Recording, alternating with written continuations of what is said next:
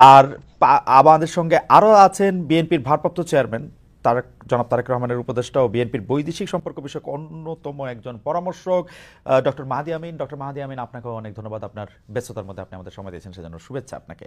স্বাগতম। আসসালামু আলাইকুম। জি ডক্টর মাহাদি, আমি প্রথমে আপনার কাছে একটু আসতে চাই, তবে এটি আমার যতটা প্রশ্নের আগে আমার একটা হাইপোথিসিস আছে। আমি একটু আমার হাইপোথিসিসটা আপনাকে বলতে চাই। আমার হাইপোথিসিসটি হচ্ছে বিএনপি আসলে ডিসেম্বরে নির্বাচন চায় না। তাই আমার বিবেচনায় অতি তুচ্ছ কারণে কখনো সরকারের সাথে বা কখনো নতুন দল এনসিপি বা কখনো জামায়াত ইসলামের সাথে বিভিন্ন বিবাদ বিসংবাদে নিজেদের লিপ্ত রেখেছে দলটি। সংস্কারের কথার ক্ষেত্রে যেই সব সংস্কার মানলে আসলে দলটির কোনোই সমস্যা নেই, সেই সব সংস্কারের মধ্যেও আসলে প্রশ্ন তুলে মানে প্রশ্ন বলছে যে সেগুলি করবে না, আবার সেগুলি নিয়ে কথা বললে বিএনপি নেতৃবৃন্দ রেগে যাচ্ছে। আমরা দেখতে পাচ্ছি যে বিএনপি নেতাকর্মী সমর্থকরা রেগে যাচ্ছে। আবার দলটির ভারপ্রাপ্ত চেয়ারম্যান জনাব তারেক রহমান দেশে ফিরছে না, সবগুলি মামলা শেষ হলো। সেক্ষেত্রে আমার মনে হয় যে বিএনপির আসলে নির্বাচনের প্রস্তুতি নেই এবং বিএনপি নির্বাচন চায়ও না আসলে ডিসেম্বরে। আপনার মন্তব্য একটু শুনবো ডক্টর মাহাদি আমিন। আপনাকে ধন্যবাদ। যারা দর্শক দেখছেন সবাইকে শুভেচ্ছা। দেখুন, গত 16 বছর ধরে যখন ফ্যাসিবাদ ছিল তখন বাংলাদেশের গণতন্ত্রের পক্ষের সব ব্যক্তি প্রতিষ্ঠান এবং রাজনৈতিক দলের প্রতিনিধিত্ব করে কিন্তু মানুষের ভোটের অধিকার প্রতিষ্ঠার জন্য, একটি গণতান্ত্রিক বাংলাদেশ প্রতিষ্ঠার জন্য আন্দোলন করে গিয়েছে বিএনপি। সুতরাং গণমানুষের ভোটের অধিকার প্রতিষ্ঠার মাধ্যমে জনগণের যে রাজনৈতিক ক্ষমতায়ন, সেটাই তো বিএনপির অন্যতম প্রধান যে উদ্দেশ্য ছিল। আমাদের 60 লক্ষ নেতাকর্মীর বিরুদ্ধে মিথ্যা মামলা হয়েছে, আমাদের 2000-এর বেশি নেতাকর্মী প্রথম 15 বছরে শহীদ হয়েছেন, এই গণ অভ্যুত্থানেও 500-এর বেশি নেতাকর্মী এবং বিএনপি পরিবারের সদস্য শহীদ হয়েছেন। তার উদ্দেশ্য কি ছিল? উদ্দেশ্য ছিল গণমানুষের অধিকার প্রতিষ্ঠা করে এমন একটা বাংলাদেশ তৈরি করা যেখানে জনগণের কাছে রাষ্ট্রীয় মালিকানা ফেরত যাবে, যেখানে আমরা সত্যি আবারও স্বাধীন সার্বভৌম বাংলাদেশে সাম্য, মানবিক মর্যাদা এবং সামাজিক সুবিচার প্রতিষ্ঠা করতে পারবো। একটি গণতান্ত্রিক কাঠামোতে তার একমাত্র উপায় একটা নির্দিষ্ট সময় পর পর নির্বাচনের মাধ্যমে জনগণকে ওনাদের যে রাজনৈতিক ক্ষমতায়ন সেটা সুপ্রতিষ্ঠিত করা। সুতরাং অবশ্যই একটি দ্রুত নির্বাচন আয়োজন করা, যার মাধ্যমে অবাধ, সুষ্ঠু এবং নিরপেক্ষ প্রক্রিয়ায় আমাদের দেশের সকল মানুষ, যারা 12 কোটির বেশি ভোটার রয়েছেন, প্রত্যেকে যার যার পছন্দের প্রার্থীকে ভোট দিতে পারেন, ওনাদের পছন্দের রাজনৈতিক দলকে তারা ক্ষমতায়িত করতে পারেন, দেশ পরিচালনার সুযোগ দিতে পারেন। এটাই তো আমাদের অভীষ্ট লক্ষ্য। আপনি হয়তো বলছেন সংস্কারের ক্ষেত্রে বিএনপির কিছু দ্বিমত রয়েছে। দেখুন, সংস্কারের সবার আগে বর্তমান বাংলাদেশের যে রাজনৈতিক কাঠামো রয়েছে, বিএনপি কিন্তু সেই 2016 সাল থেকে সংস্কারের পক্ষে কথা বলে আসছে। আমরা দেখেছি 2016 সালে আমাদের দেশনেত্রী বেগম খালেদা জিয়া ভিশন 2030 প্রণয়ন করেছিলেন। পরবর্তীতে 2022 সালে আমাদের বিএনপির ভারপ্রাপ্ত চেয়ারম্যান জনাব তারেক রহমান 27 দফা প্রণয়ন করেছিলেন। এবং 2023 সালে ফ্যাসিবাদের রক্তচক্ষুকে উপেক্ষা করে জনাব তারেক রহমানই কিন্তু 31 দফা প্রণয়ন করেছিলেন। আজকে সংস্কার নিয়ে যা কিছু কথা হচ্ছে, খুব গর্বের সাথে আমরা বলতে পারি তার প্রায় অধিকাংশই এবং প্রতিটি বাস্তবসম্মত এবং যৌক্তিক প্রস্তাবনারই কিন্তু মূল ভিত্তি আমাদের 31 দফা। রাষ্ট্রীয় প্রতিষ্ঠানগুলোকে কিভাবে আমরা আরো বেশি শক্তিশালী করতে পারি, বিচার বিভাগ, আইনসভা, নির্বাহী বিভাগের ভিতরে কিভাবে ক্ষমতার ভারসাম্য তৈরি করতে পারি, এই প্রত্যেকটাই কিন্তু আমাদের সেই 31 দফা থেকে উচ্চারিত। হয়তো এখানে কিছুটা পদ্ধতিগত পার্থক্য রয়েছে, কিন্তু কোনোভাবেই আমরা সংস্কারের ক্ষেত্রে কোনো বিভাজন চাই না। আজ থেকে প্রায় 10 বছর আগে আমাদের যে অবস্থান ছিল, দীর্ঘ সময় পেরিয়ে আজও আমরা সেই অবস্থানে রয়েছি। এবং আপনি বলছিলেন বিভেদের কথা, জাতীয় ঐক্যের কথা সবার আগে বিএনপি বলেছিল। সেই জাতীয় ঐক্যকে ধারণ করে গণতান্ত্রিক বাংলাদেশে গণমানুষের ভোটাধিকার প্রতিষ্ঠার জন্য আমাদের যে উদ্যোগ, যে প্রচেষ্টা, যে সংগ্রাম, সেটা আজও বহমান রয়েছে। ডক্টর আমিন, একটু যদি আমাকে সুযোগ দিতেন, আমি আপনার কাছে একটু বুঝে নিতে চাচ্ছিলাম যে ধরেন সংস্কার কমিশন বলতেছে যে জীবনে 2বারের বেশি প্রধানমন্ত্রী হতে পারবে না, বা 2বারের বেশি কেউ প্রধানমন্ত্রী হতে পারবে না। এইটা এইটা বিএনপি দ্বিমত করতেছে কোন জনগণের স্বার্থে? ওকে, দেখুন, একটা দেশের রাষ্ট্র কিভাবে পরিচালিত হবে, রাষ্ট্রীয় কাঠামোটা কিভাবে গড়ে উঠবে, তার কতগুলো প্রেক্ষাপট থাকে। এখানে একটা ঐতিহ্যগত ব্যাপার থাকে, এখানে একটা সাংস্কৃতিক ব্যাপার থাকে, এখানে রিজিওনাল যে এক্সপিরিয়েন্স আছে সেটাও ম্যাটার করে। বাংলাদেশে আমরা যেভাবে সরকার পরিচালনা করে আসছি বাংলাদেশের জন্মলগ্ন থেকে, সেটা ওয়েস্টমিনস্টার সিস্টেমের পার্লামেন্টারি ডেমোক্রেসিক সিস্টেম। সো সেই ওয়েস্টমিনস্টার সিস্টেমটাকে আমাদেরকে ধারণ করতে হবে। আমরা দেখেছি পৃথিবীর কোথাও আপনি একটা দেশ দেখাতে পারবেন না যেখানে ওয়েস্টমিনস্টার সিস্টেম পার্লামেন্টারি ডেমোক্রেসি আছে, যেখানে প্রধানমন্ত্রীর যে টার্ম আছে সেটা ক্যাপড, অর্থাৎ প্রধানমন্ত্রীর 2বার বা 3বার বা 5বার বা একবার, এটা নিয়ে কিন্তু কোথাও না। ওয়েস্টমিনিস্টার সিস্টেম ডেমোক্রেসিতে ডক্টর আমিন, আপনি আমাকে ক্ষমা করবেন, মানে আমি মনে হয় সিমিলার যুক্তি আওয়ামী লীগের মুখে গত 15-20 বছর ধরে শুনে আসতেছি, মানে এই ওয়েস্টমিনিস্টার টাইপ ডেমোক্রেসি, প্রধানমন্ত্রীকেই তো আসলে ক্ষমতায় থাকতে হবে, কিন্তু এইটা দিয়ে কিন্তু আমরা কিন্তু ডক্টর মাহাদি, আপনি কিন্তু, আমি আজকে এখানে পাটোয়ারি আছেন, আমরা কিন্তু ওয়ার্স্ট সাফারার। যে একজন ভদ্রমহিলা চিন্তা করছিলেন যে তিনি 2041 পর্যন্ত নাকি 2067 নাকি 91 পর্যন্ত থাকবেন, এরকম একটা বন্দোবস্ত প্রায় করে ফেলেছিলেন। পার্টির supreme leader 2 term prime minister থাকবেন, পরে অন্যদেরকে ছেড়ে দিবেন, একটা পর্যায়ে আমরা ওয়েস্টমিনিস্টার ডেমোক্রেসির মতো একটা ম্যাচিউর ডেমোক্রেসিতে যাব, তখন নাইলে পার্টির লিডার আরও 30 বছর থাকলেন। কিন্তু এখন তো আসলে কারো পক্ষে যাতে এককভাবে ক্ষমতাটা না নিয়ে, বা মানে আপনি আমার চেয়ে এটা ভালো জানেন যে মানে সে একলা যেন না থাকে, সেইটার ব্যবস্থায় তো আমরা চাইতেছিলাম, তাই না? আপনি এখানে খুব গুরুত্বপূর্ণ একটা শব্দ বলেছেন, এখন। হ্যাঁ, যে বন্দোবস্ত, এটাতে এখন বা তখনকার না হয়, কারণ আপনারা বলছেন 2 টার্মের বেশি। যদি ডিসেম্বরে ইলেকশন হয়, তারপর 2 টার্ম, মানে আমরা 2035 সালে চলে যাচ্ছি, তারপর আরো একটা টার্ম, তারপর আরো একটা টার্ম, 2040 সালের পরে কি ঘটনা ঘটবে সেটা নিয়ে আমরা এখন কথা বলছি। তার মানে যা কিছু আমরা চিন্তা করি না কেন, এটা কিন্তু ক্ষণস্থায়ী না। একটা দেশের রাষ্ট্র কাঠামো পরিবর্তন হতে হবে দীর্ঘস্থায়ী, সেটা হতে হবে টেকসই। এবং আপনাকে আমি একটা প্রশ্ন ছুড়ে দিই, হ্যাঁ। বাংলাদেশে 2বারের বেশি প্রধানমন্ত্রী কেউ হবেন না, সেটা পরপর হোক অথবা একটানা হোক। সবার আগে কে বলেছেন? আপনারা বলেছেন। সবার আগে কে বলেছেন? আপনারা বলেছিলেন। সবার আগে আমরা বলেছি। হ্যাঁ, তখন কারণ হচ্ছে যে এখন আপনাদের নির্বাচনের প্রস্তুতি নাই, তাই আপনারা এটা নিয়ে তালবাহানা করছেন। আপনারাও চান যে 2বার এসে প্রধানমন্ত্রী না হইতে, এটা আমি একদম শিওর। আপনাদের নির্বাচনের কোনো প্রস্তুতি নাই, আপনারা এই সরকারকে আরেকটু ফেইল্ড দেখতে চান, নিজেদের ঘর একটু গুছাইতে চান, মুখে মুখে বলেন বটে, কিন্তু আমার ধারণা বিএনপি 2 বছর পরে নির্বাচন চায়, এবং দায়টা দিবে হচ্ছে নাসিরউদ্দিন পাটোয়ারি সাহেবদের ঘাড়ে। দেখুন, গণতন্ত্রের সৌন্দর্য তো ভিন্নমত পোষণ করা, জি। সেই ভিন্নমতটা আপনি পোষণ করছেন। জি। তবে বাস্তবতা হচ্ছে, যত দ্রুত নির্বাচন হবে, বাংলাদেশে যদি একটা মাত্র রাজনৈতিক দল থাকে তাদের সর্বোচ্চ প্রিপারেশন রয়েছে, সেটা বিএনপি। আমরা যদি দেখি, বাংলাদেশে একটা মাত্র রাজনৈতিক দল যাদের টোটাল পলিসি প্রপোজাল রয়েছে, আমরা রাষ্ট্র কাঠামোটাকে কিভাবে ঢেলে সাজাবো, আমরা গণমানুষের উন্নয়ন কিভাবে করব, আমরা কর্মসংস্থান সৃষ্টি কিভাবে করব, শিক্ষা এবং স্বাস্থ্যের অধিকার কিভাবে নিশ্চিত করব, সর্বজনীন স্বাস্থ্য এবং শিক্ষার মাধ্যমে বাংলাদেশের প্রতিটি তৃণমূল এবং প্রান্তিক পর্যায়ের মানুষকে আমরা কিভাবে সামাজিক মূল্যবোধের মাধ্যমে মানবিক মর্যাদা ফিরিয়ে দিব, আমরা কিভাবে দ্রব্যমূল্য নিয়ন্ত্রণ করব, কৃষক, শ্রমিক, মজুরদের জন্য তাদের প্রাপ্য যে অর্থায়ন, প্রাপ্য যে মজুরি, সেটা নিশ্চিত করব। বাংলাদেশে বিএনপি একমাত্র রাজনৈতিক দল যার সেই পলিসি প্রোডাক্টটুকু রয়েছে। সুতরাং নির্বাচনের জন্য আমরা অন্য যে কোনো দলের চাইতে সবচেয়ে বেশি প্রস্তুত।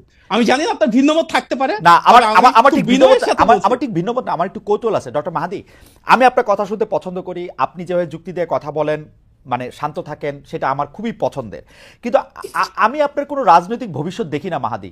কারণ হচ্ছে যে একজন লোক যদি কয়েকবার প্রধানমন্ত্রী হইতে পারে, সারা জীবন প্রধানমন্ত্রী হইতে পারে, আপনার টার্ম আসতে আসতে 200 বছর পার হয়ে যাবে মাহাদি।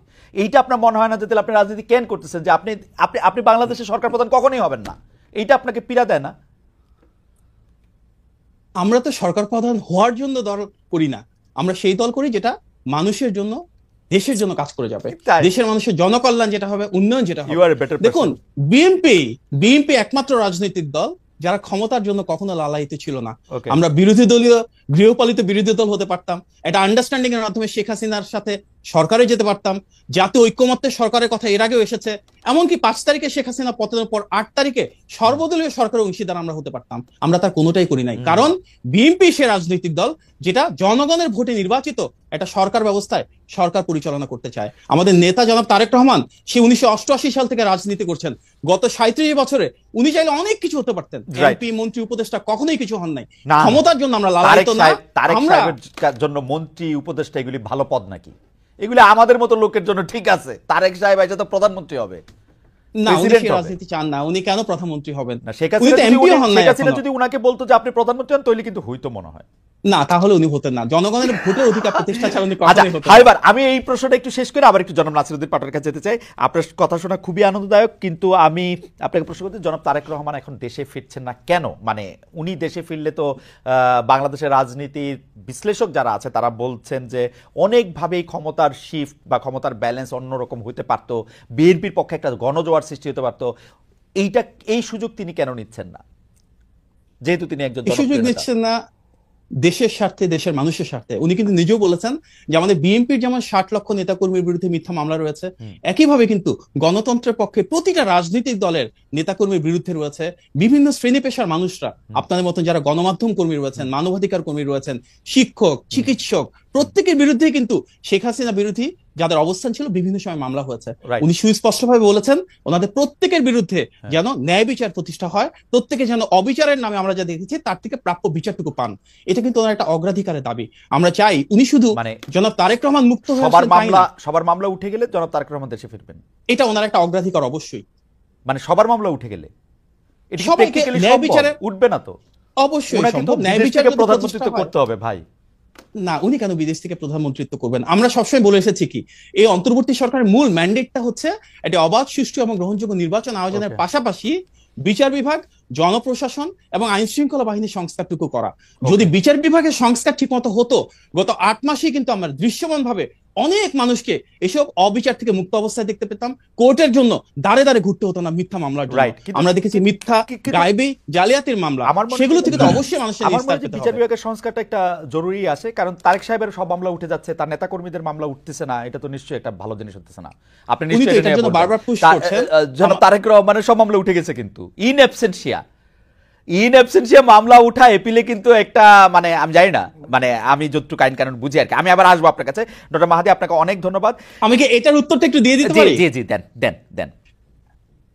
আমরা দেখেছি তারেক রহমানের বিরুদ্ধে গত 16 বছরেও আওয়ামী লীগ অনেক প্রোপাগান্ডা ক্যাম্পেইন চালানোর পর একটা তথ্য প্রমাণ উপাত্ত তৈরি করতে পারে নাই।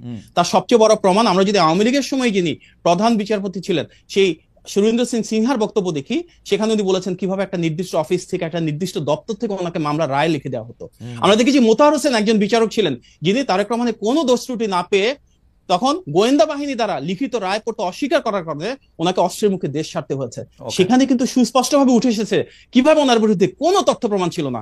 কেন 16 বছর লাগলো ওনাকে এই মিথ্যা মামলাগুলো থেকে, প্রতারণামূলক জালিয়াতের মিথ্যা তথ্য উপাত্তের মামলা থেকে নিষ্কৃতি পেতে? আজকে সেটা আরো বেশি বড় প্রশ্ন হওয়া উচিত। রাইট, এটা তো প্রশ্ন না, এটা তো উত্তর আছে। আপনি আমার কাছে উত্তর নেন। কারণ শেখ হাসিনা বাংলাদেশের সকল প্রতিষ্ঠানকে ধ্বংস করছিল, এর মধ্যে থেকে হচ্ছে যে বিচার বিভাগ সবচেয়ে মারাত্মক ক্ষতিগ্রস্ত হয়েছিল, সেই জন্য এরকম হয়েছে। কিন্তু এখন শেখ জনাব তারেক রহমানের বিরুদ্ধে আর কোনো মামলা নাই, হত্যা মামলা থেকে দায়, মানে মানে যে কোনো সব মামলা থেকে তার আসলে বেকসুর উনি খালাস পেয়েছেন। এখন উনি কেন দেশে আসছেন না, সেটা নিশ্চয়ই আমরা একটু আবার পরে আপনার কাছ থেকে শুনবো। আমরা একটু জনাব নাসিরউদ্দিন পাটোয়ারির কাছে যেতে চাই। জনাব নাসিরউদ্দিন পাটোয়ারি, আপনার কাছে আমার কিছু গুচ্ছ প্রশ্ন আছে। আমি যেহেতু আপনাকে খুবই খুবই খুবই পছন্দ করি, আপনার কথা শুনতে আমার ভালো লাগে। আমার মানে একসাথে আমি 3-4টা প্রশ্ন করতে চাই। আপনি একটু আমাদের বলবেন যে ডক্টর মোহাম্মদ ইউনূস দেশ কেমন পরিচালনা করছেন? আসসালামু আলাইকুম। যারা দেখছেন দর্শক সবাইকে অভিনন্দন, এবং সাথে সাথে আমি দুঃখ প্রকাশ করছি এবং ভারাক্রান্ত হৃদয়ে যারা গাজার ভাই বোনেরা বিভিন্ন জায়গায় নির্যাতিত নিগৃহীত হচ্ছেন, সারা বাংলাদেশের মানুষকে আহ্বান জানাচ্ছি গাজার যে সংহতি রয়েছে আমাদের মনস্তাত্ত্বিক জায়গা থেকে তাদের সাথে কানেক্ট হওয়ার জন্য, সাপোর্ট জানানোর জন্য।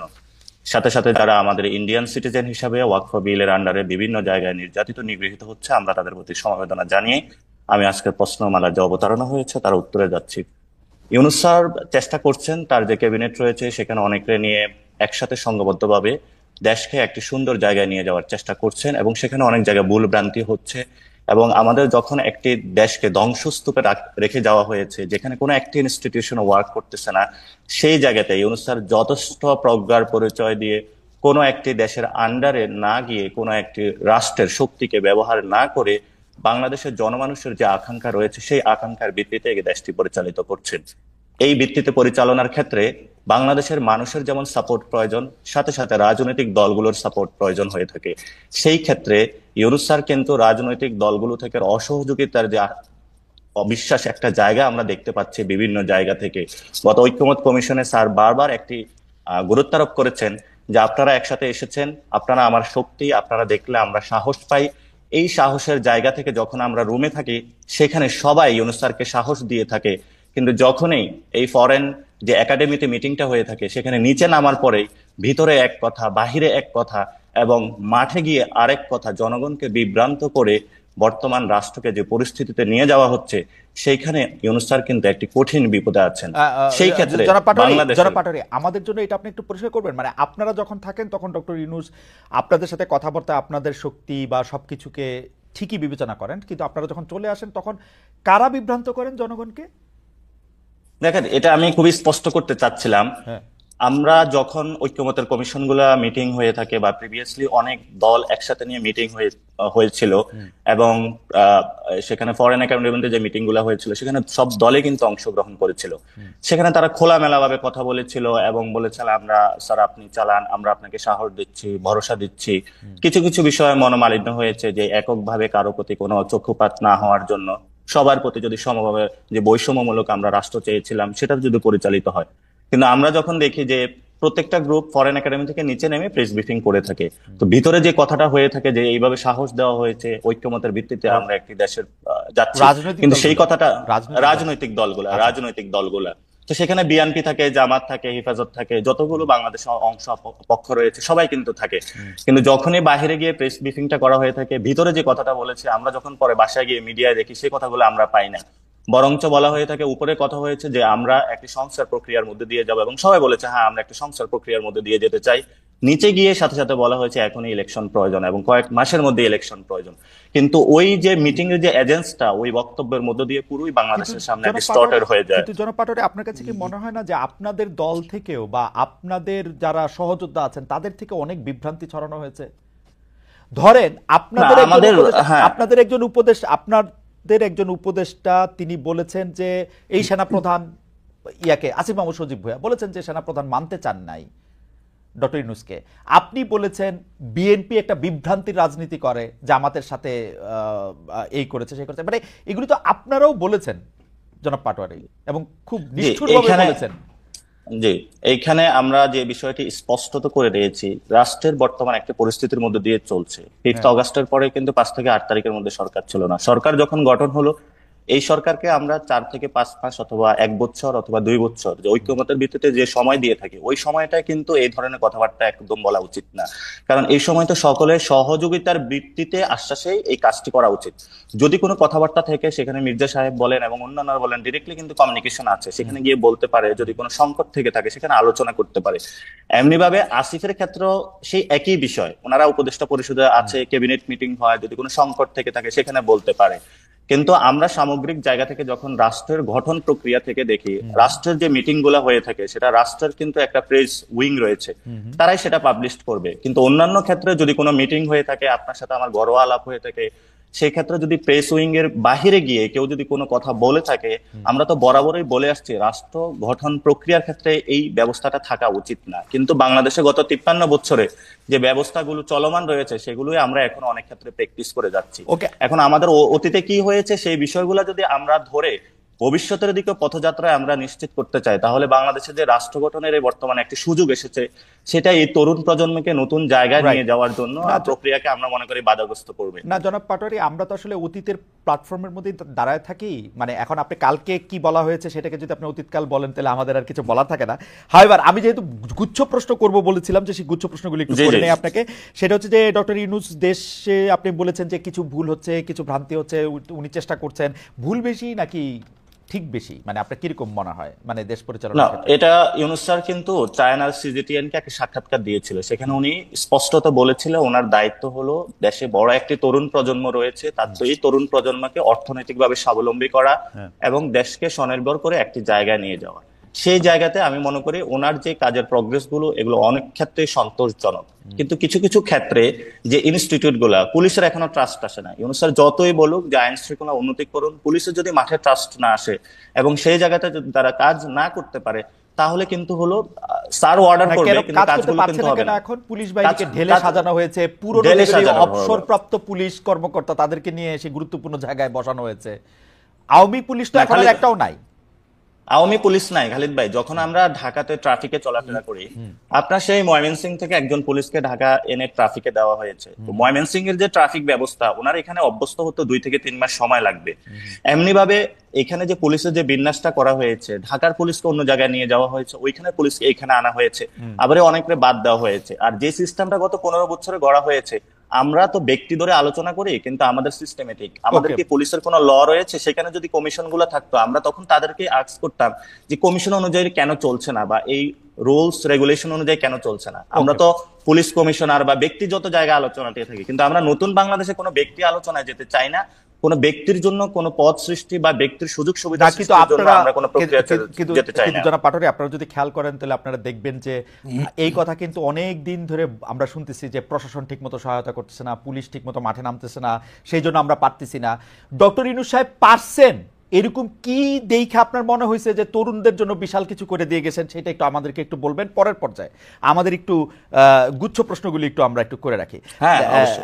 সেইটা হচ্ছে যে আপনাদের দল ক্ষমতায় এলে কি ইউনূস সাহেবের চেয়ে, ধরেন আপনার দল যদি ক্ষমতায় আসে, কারণ আমি দেখতে পাচ্ছি যে এনসিপি অনেকগুলি ভালো ভালো কথা বলতেছে, যেই ভালো ভালো কথাগুলি আসলে ডিফেন্সিভ মনে হয়, অনেক সময় মনে হয় যে ক্ষমতায় যেহেতু যাবো না তাহলে কিছু ভালো কথা বলে রাখি। সেই হিসাবে আপনাকেও একটু প্রশ্ন করতে চাই যে আপনাদের দল ক্ষমতায় যদি আসে তাহলে ডক্টর ইউনূসের চেয়ে ভালোভাবে দেশ চালাতে পারবেন কিনা? না, ক্ষমতায় থেকে যদি দেশকে ভালো মতো চালাতে হয়, প্রথমত আপনাকে সিস্টেম বিল্ড আপ করতে হবে। অতীতে আমাদের যে 53 বছর যে সিস্টেমটা রয়েছে সেটা অনুযায়ী দেশ চলে না এবং দেশ বাধাগ্রস্ত হয়েছে এবং দেশ ধ্বংসস্তূপে পরিণত হয়েছে, সেটা আমাদের সামনে একদমই দৃশ্যমান। সেই জায়গা থেকে এনসিপি কি ক্ষমতায় আসবে, বিএনপি কি ক্ষমতায় আসবে, সেটা কিন্তু মুখ্য বিষয় না। মুখ্য বিষয় হলো সিস্টেমের মধ্যে কে আসবে। আপনারা দেখেছেন যে কানাডা একটা প্রবলেমে পড়েছে, সেখানে কিন্তু তাদের সিস্টেমে মেক করে দিয়েছে, দলের মধ্য দিয়ে নতুন ভাবে প্রধানমন্ত্রী হয়েছে এবং সেইখানে তারা কিন্তু না, সেটা ভালো কথা, সেটা ভালো কথাই বলছেন, কিন্তু আমরা আমরা আমরা আমরা এই জায়গাটায় বলে থাকি যে ডক্টর ইউনূস হোক আর যেই হোক, দেশের যদি কোনো একটি সুন্দর সিস্টেম থাকে, যে সিস্টেমের মধ্যে ব্যালেন্স অফ পাওয়ার থাকবে, যিনি প্রধানমন্ত্রী থাকবে উনি কোনো স্বৈরতান্ত্রিক ব্যবস্থার দিকে যেতে পারবেন না। আমরা যদি এমন একটা সিস্টেম তরুণ প্রজন্মের সামনে অথবা দেশবাসীর সামনে দিয়ে যেতে পারি, সেখানে এনসিপি ক্ষমতায় আসুক, বিএনপি ক্ষমতায় আসুক, যেই আসুক, আমরা করি বাংলাদেশ আমি দুইটা প্রশ্ন আপনাদের জন্য পেন্ডিং রাখবো। আমার এইখানে গুচ্ছ প্রশ্ন যে মানে আপনারা যদি এমন একটা সিস্টেম দিয়ে রাখেন, এটা সম্পর্কে আমার একটা প্রশ্ন থাকবে, কিন্তু এখন আপনার পেন্ডিং প্রশ্ন হচ্ছে যে আপনাদের কোনো নেতৃবৃন্দ মনে করতেছেন যে ডক্টর ইউনূসকেই আসলে 5 বছর থাকতে দেওয়া উচিত, দেশ পরিচালনা করতে দেওয়া উচিত। কেউ আবার বলতেছেন যে এনসিপির দায়িত্ব ডক্টর মোহাম্মদ ইউনূস নিতে পারেন। এই ইচ্ছাটা কি আপনাদের দলের মধ্যে একটু আসে, তাই না? মানে না, প্রথমত আমাদের এনসিপির দায়িত্ব ডক্টর ইউনূস সাহেব নেক, এরকম কোনো ইচ্ছা আমাদের প্রশ্ন নাই, 1 নাম্বার। 2 নাম্বার জায়গাটা হলো, তাহলে আমরা যদি ক্ষমতার এই জায়গাটা নিতে পারতাম, তাহলে কিন্তু সেই ছাত্ররা প্রথমে ইউনূস স্যারকে রিকোয়েস্ট না করে নিজেদের জায়গা থেকে অনেক কাজ করতে পারতো। প্রথমত এটা। দ্বিতীয়ত হলো যে জিনিসটা, না আপনারা ইউনূস স্যার তো ইউনূস সাহেবকে চাইছেন, রাজি করাইছেন, হ্যাঁ, আমরা এবং আপনাদের দলের একজন গুরুত্বপূর্ণ নেতা জনাব সার্জিস আলমকে এই কথা বলছেন না? সেটাতে আমি আসছি। সার্জিস আলম বলেছেন যে ইউনূস স্যার একটা আকাঙ্ক্ষা ব্যক্ত করেছেন যে ইউনূসের মতন মানুষকে 5 বছর রাখলে ভালো হতো, কিন্তু উনি বলেন না যে ইউনূস স্যার এখনই হলো প্রধানমন্ত্রী হয়ে যাক, বা আমরা আমাদের এনসিপি থেকে প্রধানমন্ত্রী হিসাবে ক্যান্ডিডেট যে সিলেকশন হবে সেখানে হলো আমরা ইউনূস স্যারকে নিয়ে আসবো, এটা উনি বলেন নাই। তো পিপলস উইলতে এটা শুধু সার্জিস কেন, আমরা যখন রিক্সাওয়ালার সাথে কথা বলি, শ্রমিকের সাথে কথা বলি, যার সাথে কথা বলি না যে ইউনূস খুব ভালো চালাচ্ছে, কারণ আপনি বিলিভ ইউর নট, এখানে রমজানে মানুষ যে ধরনের রিলিফ পেয়েছে, এটা গত 53 বছরের ইতিহাসে বাংলাদেশে এমন কোনো কাহিনী হয়নি। এখানে মানুষ যথেষ্টভাবে এই রমজানের রিলিফ ছিল, সুন্দরভাবে ঈদ আয়োজন হয়েছে, যার ফলশ্রুতিতে আপনারা দেখেছেন যখন ইউনূস স্যার সেই ঈদগাহে গিয়েছিল, জনতা তাদেরকে এসে লাল সালাম অভিনন্দন জানিয়েছে। যদি 5 বছর ক্ষমতায় থাকতো সেটা ভালো হইতো, তাই তো? না, এটা হলো ব্যক্তিগত জায়গা থেকে অনেকে আকাঙ্ক্ষা প্রকাশ করে থাকে, কিন্তু আমরা আপনারা তো সামষ্টিক আকাঙ্ক্ষাও তাই দেখতে পাচ্ছেন যে ডক্টর ইউনূস থাকলে। না, সামষ্টিক আকাঙ্ক্ষা এটা না। সামষ্টিক আকাঙ্ক্ষাটা হলো জনগণ যে জিনিসটা চাবে, ডক্টর ইউনূসকে যদি চায় যে তুমি আরো থাকুক, তবে আমাদের যে প্রস্তাবনাটা এনসিপির পক্ষ থেকে আমরা বলে থাকি যে 2000 বা 1000 যে মানুষগুলো শহীদ হয়েছে, 50,000 মানুষ আহত, তারা কিন্তু ডেমোক্রেটিক ফাইট করেছিল গত 15 বছরে যে স্বৈরতান্ত্রিক ব্যবস্থার বিরুদ্ধে। ফলত আমরা দ্রুত চাই ডেমোক্রেটিক প্রক্রিয়ার মাধ্যমে দেশটা যাক। যেহেতু আমরা ন্যাশন স্টেটে রয়েছি, এখানে আমাদের একমাত্র স্টেবল পজিশনে যাওয়ার জন্য ডেমোক্রেসিকে আমরা রেস্টোর করতে হবে। এখন ডেমোক্রেসিকে যদি আমরা ফিরিয়ে আনতে না পারি, কোনো ব্যবস্থায় যাদেরকে হলো 10-15 বছর বা 1 বছর 6 মাসের জন্য যদি কেউ থাকতে চায় বা কোনো প্রক্রিয়ার মধ্যে যেতে চায়, সেটার আমরা বিরোধী। আমরা বলি যে দেশটা একটি গণতান্ত্রিক প্রক্রিয়া যায়, গণতান্ত্রিক প্রক্রিয়ার মধ্যে আপনি প্রধানমন্ত্রী হন, মাহাদি ভাই প্রধানমন্ত্রী হোক, যে কেউ প্রধানমন্ত্রী হোক, নো প্রবলেম। কিন্তু আপনাদের আশা হচ্ছে ডক্টর ইউনূসের মতো কেউ হোক, ডক্টর ইউনূসের মতন কেউ হোক, বা যে কোনো মানুষ এসে, যে আমাদের এখানে সেই রংপুর হোক, ময়মনসিংহ হোক, যে ছেলেটা এখনো বর্তমানে রাজনীতিতে অংশগ্রহণ করতে পারে না, আমরা তাকেও প্রধানমন্ত্রী হওয়ার সুযোগ দিতে চাই। কারণ আমরা মনে করি আমাদের তারুণ্যের কথা বলবেন, are not that Tarunya, not that না, এটা না, যাই হোক না ভাই, আমি এটা একটু শেষ করি। নট দ্যাট তারুণ্য, আমরা বলেছি যে কোনো পরিবারতন্ত্র বা স্বৈরতান্ত্রিক ব্যবস্থার বিরুদ্ধে আমরা সেখানে বলে থাকি প্রত্যেকটা মানুষের আপনিও সুযোগ পান যে আপনি প্রধানমন্ত্রী হওয়ার যোগ্যতায় আসুন এবং সেই রেসে আসুন, কিন্তু সেই সুযোগটা সেটা ভোটে হলে হ্যাঁ ভালো তো না? সেই জিনিসটা তো ভোট তো বাংলাদেশে যেই আপনার ধরেন ফ্যামিলিগত একটা দল আছে, আপনি সেটা উত্তরাধিকারী সূত্রে পাবেন, আপনি প্রধানমন্ত্রীও হবেন এরকমই বলে মানুষ ধরে নেয়। কিন্তু কিন্তু এই জন্য মাহাদি ভাই যে কথাটা বলেছিল যে ওয়েস্টমিনিস্টার সিস্টেম অথবা আগেও যারা বলতো, সেখানে দলগত প্রক্রিয়া কিন্তু ওনারা লক্ষ্য রাখছে না, শুধু হলো পার্লামেন্টের সিস্টেমটা ওনারা রেটরিক আকারে বলে থাকে, এটা ইমপ্লিমেন্টেশনের জায়গাতে ওনারা একবারও এলে বলেছে যে যেখানে হলো আমাদের বাংলাদেশি বংশোদ্ভূত এবং শেখ হাসিনার যে হিয়ারের মধ্যে একজন আছে তাকে দুর্নীতির যায় যখন তাকে সেখানে হলো খারিজ করা হলো, কিন্তু বাংলাদেশে গত 2001 থেকে 6 পর্যন্ত দুর্নীতির কোনো এই পর্যন্ত বিচার হয় না, এবং গত 53 বছরে বাংলাদেশে এই পর্যন্ত আমরা দুদকের মতো আমার মনে হয় যে দুর্নীতির বিচার তারপরে 2001 থেকে 2006 পর্যন্ত কি হয়েছে সেটা আমরা শুনবো। আমরা একটু আপনার কাছে প্রশ্ন দুটি আমি একটু করে রাখি। প্রথম যেটি আমার একটু জানতে হবে সেটি হচ্ছে যে আপনারা একটি নতুন সিস্টেম দিয়ে যেতে চান, এনসিপি দেখে আমরা কেমনে বুঝবো যে আপনারা নতুন সিস্টেমের বা নতুন বন্দোবস্তের একটি রাজনৈতিক দল? আপনারা রাজনৈতিক দল হিসাবে ব্যবসায়ীদের থেকে চাঁদা নেন, কারা আপনাদের চাঁদা দেয় সেটা আপনারা বলেন না, আপনারা বাড়ি ভাড়া কোত্থেকে দেয় সেটা আপনারা বলেন না, আপনারা 150-155 গাড়ি করে ঘুরে বেড়ান, আপনারা আপনাদের মতো করে চলেন, আমরা বিভিন্ন জায়গা থেকে আপনাদের সম্পর্কে বিভিন্ন কথা শুনি, আপনাদের লোকজন ফোন করে চিফ জুডিশিয়াল ম্যাজিস্ট্রেটকে তুলে নিয়ে যেতে পারে। তো এটা আপনারা কোথা থেকে নতুন রাজনীতির কথা আপনারা এটা বলতেছেন সেটা একটু আমাদের একটু বলবেন। আর সংস্কারের ক্ষেত্রেও মানে এই প্রশ্নটা আমি করে রাখি, আসবো আমি আপনার কাছে। আর সংস্কারের ক্ষেত্রেও আপনারা বলতেছেন যে আপনারা সব সংস্কার যেগুলি গুরুত্বপূর্ণ সংস্কার সেটা আপনি মানবেন, কিন্তু 70 অনুচ্ছেদ যেটা ফ্লোর ক্রসিং, যেটা আমাদের সংবিধানের আমার বিবেচনায় সবচেয়ে বড় কালো স্পট, সেইটার ব্যাপারে আপনারা আবার 70 অনুচ্ছেদ চান যাতে আপনাদের দলের থেকে কেউ অন্য জায়গায় না যেতে পারে, সেটির ব্যাপারে আমি প্রশ্ন করে রাখলাম, আবার আসবো। আপনি ভেবে সুন্দর করে চমৎকার করে বরাবরের মতো আমার ভাবনা আছে, ইনশাআল্লাহ আসলে বলবো। ঠিক আছে, আমি একটু ডক্টর মাহাদি আমিনের কাছে আসি। ডক্টর মাহাদি আমিন, আমরা 70 অনুচ্ছেদের ব্যাপারে আপনাকে একটু প্রশ্ন করতে চাই। জনাব নাসিরউদ্দিন পাটোয়ারি বেশ কিছু বিষয় তুলে ধরেছে, সেই ব্যাপারটাও আপনি জানতে চাই যে আপনার আসলে সংস্কারের মধ্যে যেগুলি জনগণের সাথে সম্পৃক্ত বলে আমাদের কাছে মনে হয় সেগুলির ব্যাপারে আপনার একটু দূরবর্তী কিনা। পাশাপাশি আমরা একটু জানতে চাই যে বিএনপি কি একটু আপনার বিবেচনায় মানে একটু অসহিষ্ণু হয়ে উঠেছে কিনা নানা জায়গায়? যেমন ধরেন আমি যদি বলি, যেসব সোশ্যাল ইনফ্লুয়েন্সারদের কারণে শেখ হাসিনা সরকারের পতন সম্ভব হয়েছিল, তাদের কথাও আসলে বিএনপি এখন খুব বেশি সহ্য করতে পারতেছে না বা তাদেরকে শত্রু জ্ঞান করতেছে। এটা এরকমটা হওয়ার কারণ কি? এই দুইটাই যদি একটু বলতেন, যে 70 অনুচ্ছেদ সংস্কার এবং বিএনপির মধ্যে কিছু অসহিষ্ণুতা দেখা দিচ্ছে কিনা। যেহেতু বিএনপি পাওয়ারে আসবে এটা বুঝাই যাচ্ছে, আপনারাও যেহেতু বুঝতে পারতেছেন, সেজন্য আমাদেরকে চোখ রাঙানির উপরেই রাখছেন কিনা। না, একদমই না। 70 অনুচ্ছেদের কথা কিন্তু বর্তমান বাংলাদেশের রাজনৈতিক প্রেক্ষাপটে সবার আগে বিএনপি বলেছিল, এবং আমরা সেই ভিশন 2030 থেকে কিন্তু এগুলো নিয়ে কাজ করছি। সেখানে বলা হয়েছিল যে 70 অনুচ্ছেদের সংশোধনের কথা বিবেচনার মাধ্যমে আমরা নিশ্চিত করতে চাই যে সংসদে একজন সংসদ সদস্য ওনার দলের বাইরে গিয়েও ব্যক্তিগত মতামত দিতে পারবেন, ভোট দিতে পারবেন, শুধুমাত্র সরকারের জন্য বা দেশের জন্য খুব সেন্সিটিভ দুই একটা বিষয় ছাড়া, যেমন আস্থা বিল, অর্থ বিল কিংবা দেশের নিরাপত্তার সাথে জড়িত কোনো বিষয় যদি থাকে। তো এর মাধ্যমে আমরা নিশ্চিত করতে চাই যে কোনো সংসদ সদস্য ওনাদের দলীয় আদর্শের বাইরে গিয়েও ওনাদের একটা ইন্ডিপেন্ডেন্ট ভিউজ দিতে পারেন, যেটা ওনাদের কনস্টিটিউয়েন্সি বা ভোটারদেরকে রিপ্রেজেন্ট করে। এটাও কিন্তু আমাদের ইনহেরেন্ট যে চেকস এন্ড ব্যালেন্সেস আমরা এস্টাবলিশ করতে চাই রাজনৈতিক প্রক্রিয়াতে, গণতান্ত্রিক সরকার কাঠামোতে, তারই একটা অংশ। অসহিষ্ণুতার কথা আপনার যেটা প্রশ্ন করেছেন, আমরা আসলে জানি না বিএনপির কথা কেন বলছেন। আমরা তো অনেক বড় দল, 60 লাখ যে দলের নেতাকর্মী শুধু মিথ্যা মামলারই শিকার হন, সেখানে বিচ্ছিন্নভাবে হয়তো দুইজন বা একজন কোনো প্রতিক্রিয়া দেখাতে পারেন, একটা সুবিশাল অংশ কখনোই কোনো প্রতিক্রিয়া দেন নাই। আমাদের নেতা বিএনপি ভারপ্রাপ্ত চেয়ারম্যান জনাব তারেক রহমান সমগ্র বাংলাদেশের ঐক্যের প্রতীক হিসেবে 5ই আগস্টের পর পর্যন্ত একবারের জন্য কোনো প্রতিহিংসামূলক জিনহিংসামূলক কোনো বক্তব্য বলেন নাই। আমি আমার ব্যক্তিগত অবস্থান থেকে বলতে পারি, কারো ব্যাপারে আমি কখনো নেতিবাচক বক্তব্য দিইনি। আমাদের দলের 99.999% ক্ষেত্রে তাই প্রযোজ্য। এখন বিচ্ছিন্নভাবে যদি একজন বা দুইজনকে হাইলাইট করা হয়, আমার মনে হয় এটা কিছুটা অবিচারই করা হয় আমাদের মতো এত বড় একটা দলের জন্য। আর সংস্কারের ক্ষেত্রে আপনার একটা ব্রড কোশ্চেন ছিল যে সংস্কার বলতে আমরা কি বুঝি, সেটাও কিন্তু একটু ডেফিনেশন করা প্রয়োজন। সংস্কার বলতে আমরা বুঝি সময়ের প্রয়োজনে, সমাজের প্রয়োজনে একটা দেশের মানুষের সমস্যা সমাধানের জন্য, ভাগ্যের পরিবর্তনের জন্য যা কিছু কর্মসূচি, যা কিছু পরিবর্তন, তাই কিন্তু সংস্কার।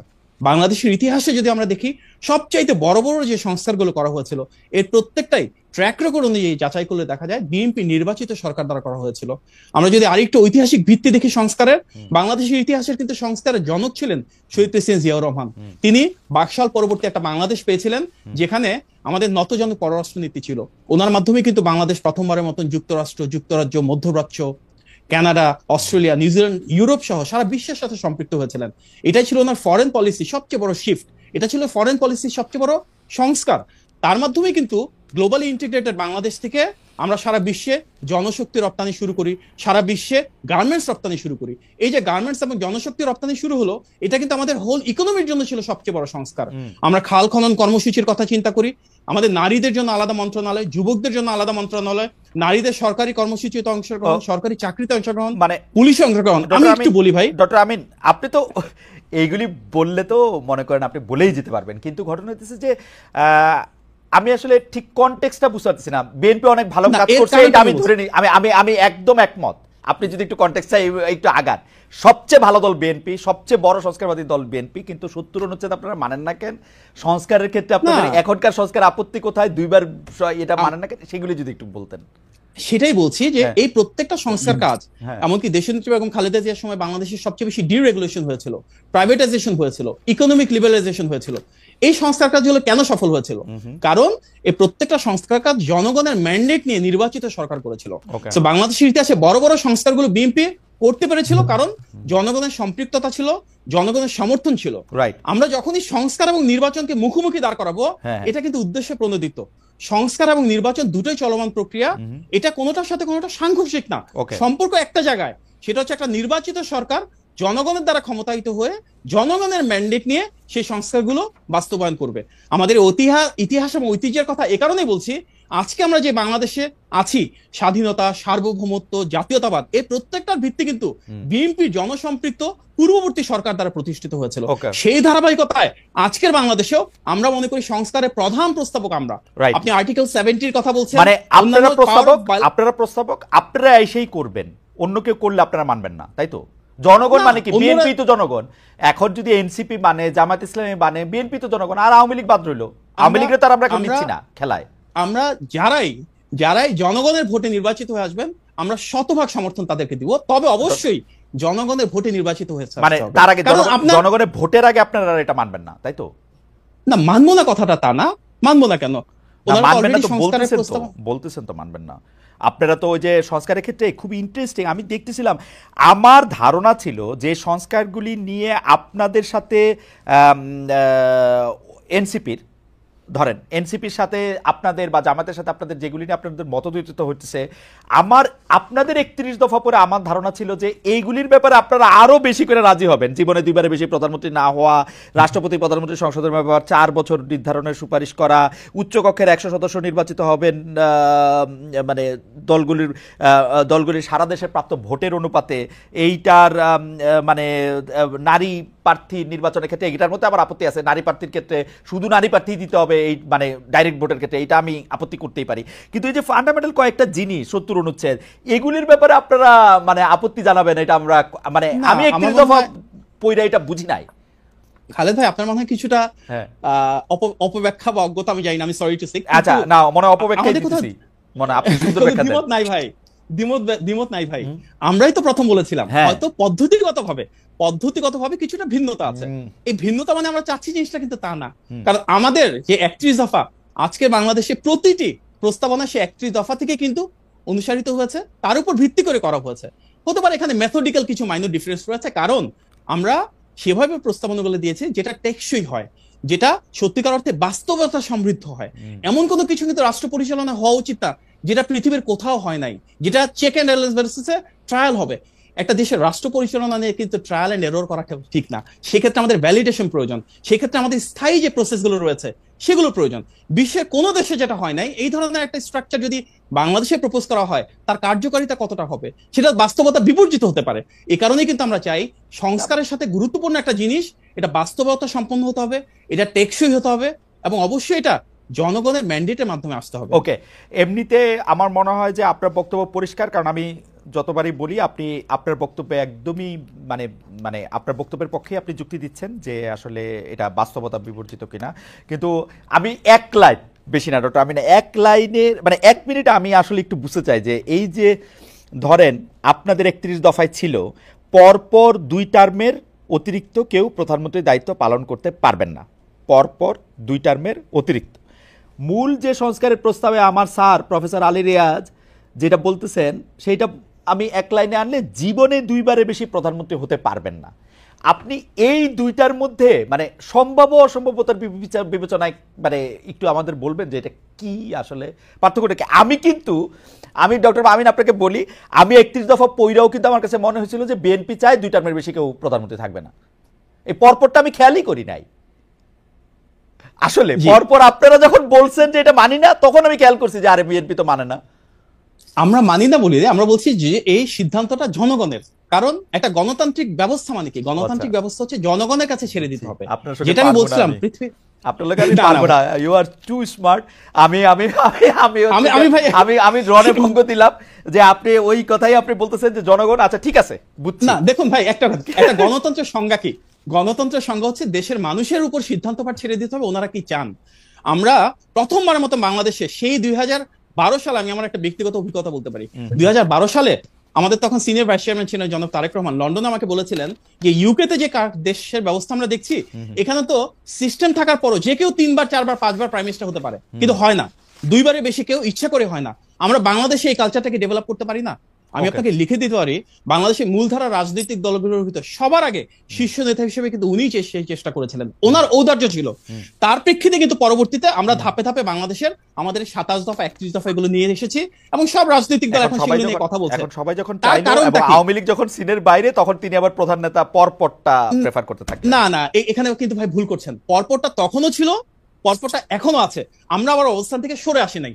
ডিফারেন্সটা হচ্ছে এখানে আমরাও নীতিগতভাবে চাই কেউ 2 বারের বেশি হোক, সেটা না, 2 বারই হোক। কিন্তু প্রবলেমটা হচ্ছে যিনি সরকারে আছেন থিওরিটিক্যালি ধরে নেন যে পরবর্তীতে যে সরকার আসবে যদি ভালো কাজ করেন, একবার হওয়ার পরে তো 2 বার হওয়ার প্রশ্নই আসে না। যদি উনি খারাপ কাজ করেন, আর ভালো কাজ করলে সরকার 2 বারের মতন হলো জনগণের ভোটে, তারপর থার্ড টার্ম একজন আসলেন যিনি হতে পারে, আমি একটু বলি, এর আগে বিরোধী দল ছিল, কিন্তু আসার পরে তারা ভালো কাজ করলো না। আসার পরে তারা আবার ফ্যাসিবাদী স্টাইলে গুম খুন হামলা মামলা শুরু করলো, মানুষের অধিকার নিয়ে নিল, মানুষের স্বাধীনতা কেড়ে নিল। তাহলে কি আপনি চান সে আবার নতুন করে প্রধানমন্ত্রী হবে? না না, আমি চাই না তো, কারণ বিএনপিতে তো একটা লোকই নাই, আরেকটা বিএনপির লোকই প্রধানমন্ত্রী হবে আয়শা। আমি বুঝলাম না, এটা তো বলা হয় না যে এক পরপর 2 বার এক দল হইতে পারবে না, এটা তো বলা নাই। বিএনপি তো একজন লোক নাই, বিএনপি তো হাজার হাজার লোক আছে না। এই যে তার মানে কি, তার মানে আপনারা সংস্কারের আর্গুমেন্টটা করছেন নেক্সট গভর্নমেন্ট ধরে, যে নেক্সট গভর্নমেন্ট বিএনপি হবে, বিএনপি কে আটকাও। এই কালচার না না, এটা বিএনপি আটকানো না তো, বিএনপি আটকানো না। ডক্টর মাহাদি আপনি ভুল বুঝতেছেন।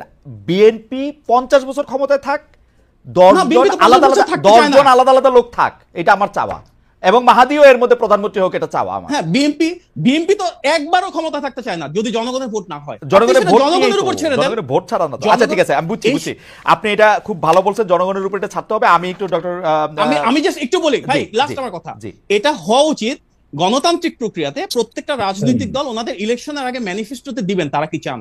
আমরা তো আমাদের ম্যানিফেস্টোতে ক্লিয়ারলি দিব পরপর 2 বারের বেশি হবেন না। জনগণ যদি আমাদেরকে সমর্থন দেয় তাহলে ভাই সমস্যাটা কোথায়? আর যাদের ইচ্ছা যে 2 বার বেশি হবে না কখনো, কিংবা কারো যদি ইচ্ছা হয় একবারে বেশি হবে না, ওনারা ওনাদের ম্যানিফেস্টোতে দেখ, জনগণের কাছে যাক, জনগণের ভোটে নির্বাচিত হবে, এটাই তো গণতন্ত্র। আমার মনে হয় যে এর সাথে রিলেটেড হচ্ছে আমরা একটা গণতান্ত্রিক বাংলাদেশ চাই কিনা। যদি গণতান্ত্রিক বাংলাদেশ চাই, জনগণের উপর ছেড়ে দিতে হবে। ডক্টর মাহদি আমিন, আপনাকে ধন্যবাদ। আমি দর্শকদের একটা জরিপ চালিয়েছিলাম জনাব নাসিরউদ্দিন পাটোয়ারির কাছে আসার আগ পর্যন্ত, যে সেটি হচ্ছে যে ডিসেম্বরে জাতীয় নির্বাচন এমন দাবি রেখে বিভিন্ন দলের সঙ্গে বৈঠক করছে বিএনপি। প্রিয় দর্শক, এই উদ্যোগ সমর্থন করেন কিনা? এই উদ্যোগ সমর্থন করছে 23% দর্শক, সমর্থন করছে না 77% দর্শক, 61,000 দর্শক ভোট দিয়েছেন। মানে বিএনপি জাতীয় নির্বাচন সামনে রেখে যে বৈঠক করছে, এইটার ক্ষেত্রে আমাদের দর্শকদের মধ্যে বড় অংশ মনে করছে যে না, তারা এটা সমর্থন করতেছে না। আমরা একটু জনাব নাসিরউদ্দিন পাটোয়ারির কাছে আসতে চাই। জনাব নাসিরউদ্দিন পাটোয়ারি, সময় বাঁচানোর জন্য আমি আসলে প্রশ্নগুলি রিপিট করলাম না, আপনার নিশ্চয়ই মনে আছে, আপনি যদি একটু বলেন যে আসলে এনসিপি কি এমন কাজ করছে যেটা অন্যদের থেকে আলাদা। জি হ্যাঁ, প্রথমত আপনি ৭০-এর অনুচ্ছেদ নিয়ে একটা প্রশ্ন করেছিলেন। ৭০ অনুচ্ছেদ, ৭০-এর right. অনুচ্ছেদ নিয়ে, যে দ্বিতীয় প্রশ্ন। ৭০-এর অনুচ্ছেদ নিয়ে আমরা ৭০-এর অনুচ্ছেদ যেটা, সেটাকে আমরা বলেছি ফ্লোর কস্টিং সুযোগ থাকবে। কিন্তু প্রথম আলো যে নিউজটা করেছিল সেখানে বলেছিল যে ৭০-এর অনুচ্ছেদ আমরা বাতিলের পক্ষে না, কিন্তু আমরা সেখানে বলেছি ৭০ অনুচ্ছেদ বাতিল হতে পারে, এবং সেখানে অর্থ বিলের যে জায়গাটা, সেই জায়গাটায় আমরা রিজার্ভেশন দিয়েছি। কারণ অর্থ বিলের জায়গায় রিজার্ভেশন এই জন্য দিয়েছি যাতে কোনো ফাইন্যান্সিয়াল ক্রাইসিস না হয়। কিন্তু মোটা দাগে আমরা ৭০-এর যে অনুচ্ছেদটা, না বিএনপি পাটোয়ারি, যে কথাটা বলে থাকে, যারা পাটোয়ারি, জি আমার মনে হয় যে অর্থ বিলটা আপনার আবার একটু দেখা দরকার। সরকারি বিল মানেই অর্থ বিল, যেটার সাথে অর্থের লেনদেনের কথা আছে। মানে সরকার কোনো একটা কাজ করলে, যেমন ধরেন যদি সরকার এখন একটা আমার মতো গরিব মানুষের একটা বাড়ি দিয়ে দেয়, এরকম আমাদের মতো গরিব মানুষদের জন্য বাড়ি দিতে থাকে, এই সিদ্ধান্তটা অর্থ বিল। মানে সরকার যাই করবে সেটার সাথে অর্থের কোনো না কোনো রকম একটা সম্পর্ক আছে, সেটাই অর্থ বিল। অর্থ বিল ছাড়া কোনো সরকারি বিল হয় না আর কি, সবই অর্থ বিল। তো তো সেখানে আপনি যে যদি অর্থ বিলের ক্ষেত্রে আপনি বাধা দেন, সরকার থেকে দেওয়া কোনো বিলেরই বিরোধিতা ৭০ অনুচ্ছেদে করা সম্ভব হবে না। আমরা আমরা যে ৭০-এর যে অনুচ্ছেদটা নিয়ে আসা হয়েছে, জি। প্রধানমন্ত্রীর সেখানে হলো দলীয় যারা সদস্য রয়েছে তারা কি কথা বলতে পারবে, স্বাধীনতাটা আছে নাকি নাই। আমরা বলি যে তাদের স্বাধীনতা, সেই স্বাধীনতাটা থাকবে। এবং অন্যান্য যে রাষ্ট্রীয় বিষয়গুলো, সেখানে যদি সবাই সংসদে একই সাথে হই হুল্লা শুরু করে, তখন কিন্তু রাষ্ট্র ডিসফাংশন হয়ে যাবে। ওই জায়গাতে ঠিক আছে, কিন্তু যিনি প্রধানমন্ত্রী হবেন তার যে দলীয় সদস্যরা রয়েছে অথবা মেম্বার পার্লামেন্ট রয়েছে, তারা কি কথা বলার সেই স্বাধীনতাটা থাকবে। আমরা বলি সে অবশ্যই থাকবে এবং সে কথা বলতে পারবে। এটা হলো একটা কথা। দ্বিতীয়ত, আপনি যে বলেছেন যে অনেকেই গাড়ি বহর নিয়ে এলাকায় গিয়েছে, সেখানে আমাদেরই দলীয় ফোরামের আরেকজন সদস্য সেই বিষয়ে হলো বলেছে যে আমরা কিন্তু এটাকে সাপোর্ট করি না, নয়া বন্দোবস্তে আমরা এগুলা চাই না। তো আমি যদি সাথে সাথে আমার একটা ছোট্ট এক্সপিরিয়েন্স আপনাকে বলি, আমি বাড়িতে গিয়েছি, একদম বাবা মায়ের সাথে গ্রামে ঈদ পালন করেছি। সেখানে আমি যে পরিস্থিতিটা দেখেছি, আপনাকে এই যে দর্শকদের মাধ্যমে পুরো বিশ্ববাসীকে আমি এটা জানাতে চাচ্ছি। এক নম্বর হলো শহীদ ফ্যামিলিতে গিয়েছি, এবং উনি বিএনপির একজন নেতৃত্বে ছিলেন। তার হলো গলায় হলো ছুরি চালিয়ে তাকে হত্যা করেছে যে ছাত্রলীগ, সে আইনের ফাঁক ফোকরে বের হয়ে ঘুরেফেরা করছে, এবং তাদের ফ্যামিলির খুব বাজে অবস্থা। ইভেন হলো বিএনপি থেকেও তার ওই ধরনের খোঁজ নেওয়া হচ্ছে না। মানে একদম আমার বলি যে হাজীগঞ্জ চাঁদপুরের একটা উপজেলার একটা তথ্য দিলাম। দুই নম্বরে হলো যারা সেখানে বিএনপির এমপি ক্যান্ডিডেট, তারা সেখানে গেলে দিলাম পার্ক বানিয়ে হলো হই হুল্লাড়ে ব্যস্ত, এবং সেখানে যে জনগণের যে বেসিক নিড, জনগণের কাছে যাওয়া, কেউ ওইভাবে হলো যাচ্ছে না। আপনি যাচ্ছেন এবং তো? সেখানে আপনি তো যাচ্ছেন, আম- মানে না, আপনারা না, যাচ্ছেন আমি তো? হ্যাঁ, আমরা যাচ্ছি, এবং মানুষের সাথে কথা বলার, একটা হলো ইলেকশনের উদ্দেশ্যে যে আমরা গিয়েছিলাম সেটা নয়। বর্তমান পরিস্থিতিতে কি চলছে, জনমানুষের যদি আমরা চা দোকানে কথা না বলি, সেই পরিস্থিতি কিন্তু মানুষের জায়গা থেকে আমরা বোঝার চেষ্টা করতে পারবো না। এবং সেখানে আমরা যখন একদম প্রান্তিক লেভেলে গ্রামে গিয়ে কথা বলেছি, সেখানে আমরা দেখেছি মানুষের ক্ষেত্রে যখন সার্টিফিকেট এখনো অ্যাপ্রুভ করতে যায়, সেখানে কিন্তু যারা আগের টার্মের আওয়ামী লীগের এখনো কিন্তু লোকাল গভর্নমেন্টের তারা রয়ে গিয়েছে, এবং তাদের নিয়ে স্থানীয় যিনি সংসদ সদস্য, মানে ভবিষ্যতে যে কোনো দলের বড় দলের আসবেন, তারা কিন্তু প্রতিনিয়ত মিটিং করছেন। তো আমরা যেমন হলো গাড়ি বহর দেখতেছি, প্রান্তিক লেভেলে আমাদের যারা গ্রামে গিয়েছে, বিভিন্ন গঞ্জে গিয়েছে, মানুষের সাথে কথা বলেছে, এমন ধরনের অসংখ্য স্টোরি আপনাদের সামনে উঠে আসবে। এবং আমরা সেখানে গিয়েছিলাম, গতকালকে আমাদের অফিসে একটা ছেলে এসেছিল, সেখানে সংঘবদ্ধভাবে ৩৫ জনের একটা চক্র বাসায় যখন গিয়েছে, চাঁদা না পেয়ে তার উপরে সংঘবদ্ধভাবে চক্র তার উপরে হামলা চালিয়েছে। তার স্ত্রীর বাচ্চা ছিল গাড়িতে, গলার চেইনটা কেড়ে নেওয়া হয়েছে, এবং বাচ্চা যখন গাড়িতে ছিল বলছে গাড়ি পেট্রোল দিয়ে জ্বালিয়ে দিবে। সে গতকালকে অফিসে এসে এগুলো তো আপনাদের জন্য সুখবর, আপনারা তো এর না, সুফল পাবেন, মানে এটাতে আপনারা তো না, খারাপ কিছু আমরা একটা যে সুফল পাবো, কিন্তু স্টেট লেভেলে যখন একটি দল কেন্দ্রিক এইসব ব্যবস্থা থাকে, তখন গিয়ে আপনি যখন আইন শৃঙ্খলার কথা বলবেন, তখন এটা একটু টাফ সিচুয়েশনের মধ্যে পড়তে হয়। অথচ যখন আপনি ফিউচার দল হিসাবে আপনি জনগণের সেবা দেওয়ার জন্য চিন্তা করছেন, ভোটারের কাছে যাবেন, তখন যখন আমরা এই পরিস্থিতিগুলো দেখি, তখন আপনি কতটুকু সংস্কার প্রক্রিয়ার মধ্য দিয়ে যাবেন সেটার সম্পর্কে আমরা দ্বিধান্বিত, এক নাম্বার। দুই নাম্বার জিনিস হলো, আপনি সারফেস লেভেলে বললেন সংস্কার এত পার্সেন্ট, আপনি সংবিধান সংস্কার প্রশ্ন হলো আপনি নিশ্চুপ থাকলেন। সেখানে আপনি দেখালেন যে দলীয় প্রধান যিনি, উনি কিন্তু হলো প্রেসিডেন্টের সাথে পরামর্শ করে, প্রেসিডেন্ট তার সাথে পরামর্শ করে আবার বিচার বিভাগে দিচ্ছে, নির্বাহী বিভাগ দিচ্ছে, লেজিসলেটিভ আইনসভার মধ্যে দিচ্ছে, এবং এটা তো ঈশ্বরের চেয়ে বড় শক্তিশালী সে হয়ে উঠতেছে। তো আপনি যখন ওয়েস্টমিনিস্টারের কথা বলেন, সেখানে তার কতগুলো বাউন্ডারি, কিন্তু আপনি কি বাংলাদেশের রাজনৈতিক বাস্তবতা, জনাব নাসিরুদ্দিন পাটোয়ারি, আপনি কি বাংলাদেশের রাজনৈতিক বাস্তবতা জানেন? বাংলাদেশের রাজনীতিতে যদি নানামুখী ক্ষমতার কেন্দ্র তৈরি হয়, তাহলে বাংলাদেশের এই সরকার চালানো যে বহুমুখী অসুবিধার মধ্যে ডক্টর ইউনূস এখন পড়তেছেন তার প্রতি শ্রদ্ধা রেখেই বলতেছি যে নানা রকম ক্ষমতার কেন্দ্র তৈরি হতে, ওই রকম ক্ষমতার কেন্দ্র তৈরি হতে বাংলাদেশের মতো একটা দেশ চালানো কিন্তু আসলে ইটস নট দ্যাট ইজি। এটা আপনি একটা এক ধরনের ইউটোপিয়ান চিন্তা ভাবনা, কিন্তু কারণ এটা এটা এটা এটা আসলে অনেক বক্তব্য দেওয়ার কারণে, বড় বড় অনেক সাপোর্টার বেস কথা বলার কারণে অনেকের কাছে এগুলো ইউটোপিয়ান চিন্তা মনে হয়। কিন্তু আমরা বলতেছি না যে আপনার সবগুলো আপনি 10 জনকে 10টা দিয়ে দেন, আমরা তো এটা বলতেছি না। আপনি ব্যালেন্স অফ পাওয়ার করেন, আপনার জবাবদিহিতার জায়গাটা কোথায়? আপনি সংসদে যখন যাচ্ছেন তখনও জবাবদিহিতা নেই, বিচারালয়ে যাচ্ছেন জবাবদিহিতা নেই, আপনি যখন নির্বাহী বিভাগে। আপনি আমাকে এক্স্যাক্টলি বলেন তো ডক্টর ইউনূসের জবাবদিহি কার কাছে আছে? আপনার যে ডক্টর সরকারটারে প্রলং করতেছেন এইটার জবাবদিহি কার কাছে না আছে? না না, এটা আমি স্ট্রংলি বিরোধিতা করি, কারণ আমরা ডক্টর ইউনূসের সরকারকে প্রলঙ্গিত করার কোনো ইচ্ছাও আমাদের নাই। ঠিক আগের বক্তব্যে আপনার বক্তব্যের সারাংশই তাই ছিল যে উনি যেভাবে দেশ চালাচ্ছেন, উনি যেই উদাহরণগুলি সৃষ্টি করছেন, উনি যেভাবে এটা করছেন, আপনি বলতেছেন না, কিন্তু উনি কার কাছে? না না না না, সেটাই আমি অ্যাড করতে চাইছি। উনি ভারতীয় প্রধানমন্ত্রীর সাথে যে দেখা করার জন্য এত ডেসপারেট হয়ে তার সাথে দেখা করলেন, সেইটাই বা উনি কার কাছে জিজ্ঞেস করছেন? চীনে গিয়ে উনি কারে কি কি বলবেন টলবেন সেইটাই বা কোথায় আলোচনা করছেন? হ্যাঁ, সেটাই যে আপনি যখন বললেন যে আমার বক্তব্যের সারাংশ আসতেছে যে ডক্টর ইউনূস প্রলঙ্গিত, কিন্তু সেখানে আমরা বলছিলাম যে 1000 যারা শহীদ হয়েছিল, আমরা যারা মাঠে লড়াই করেছিলাম, আমরা বলেছিলাম ডেমোক্রেটিক একটি প্রক্রিয়ার মধ্যে দেওয়ার জন্য।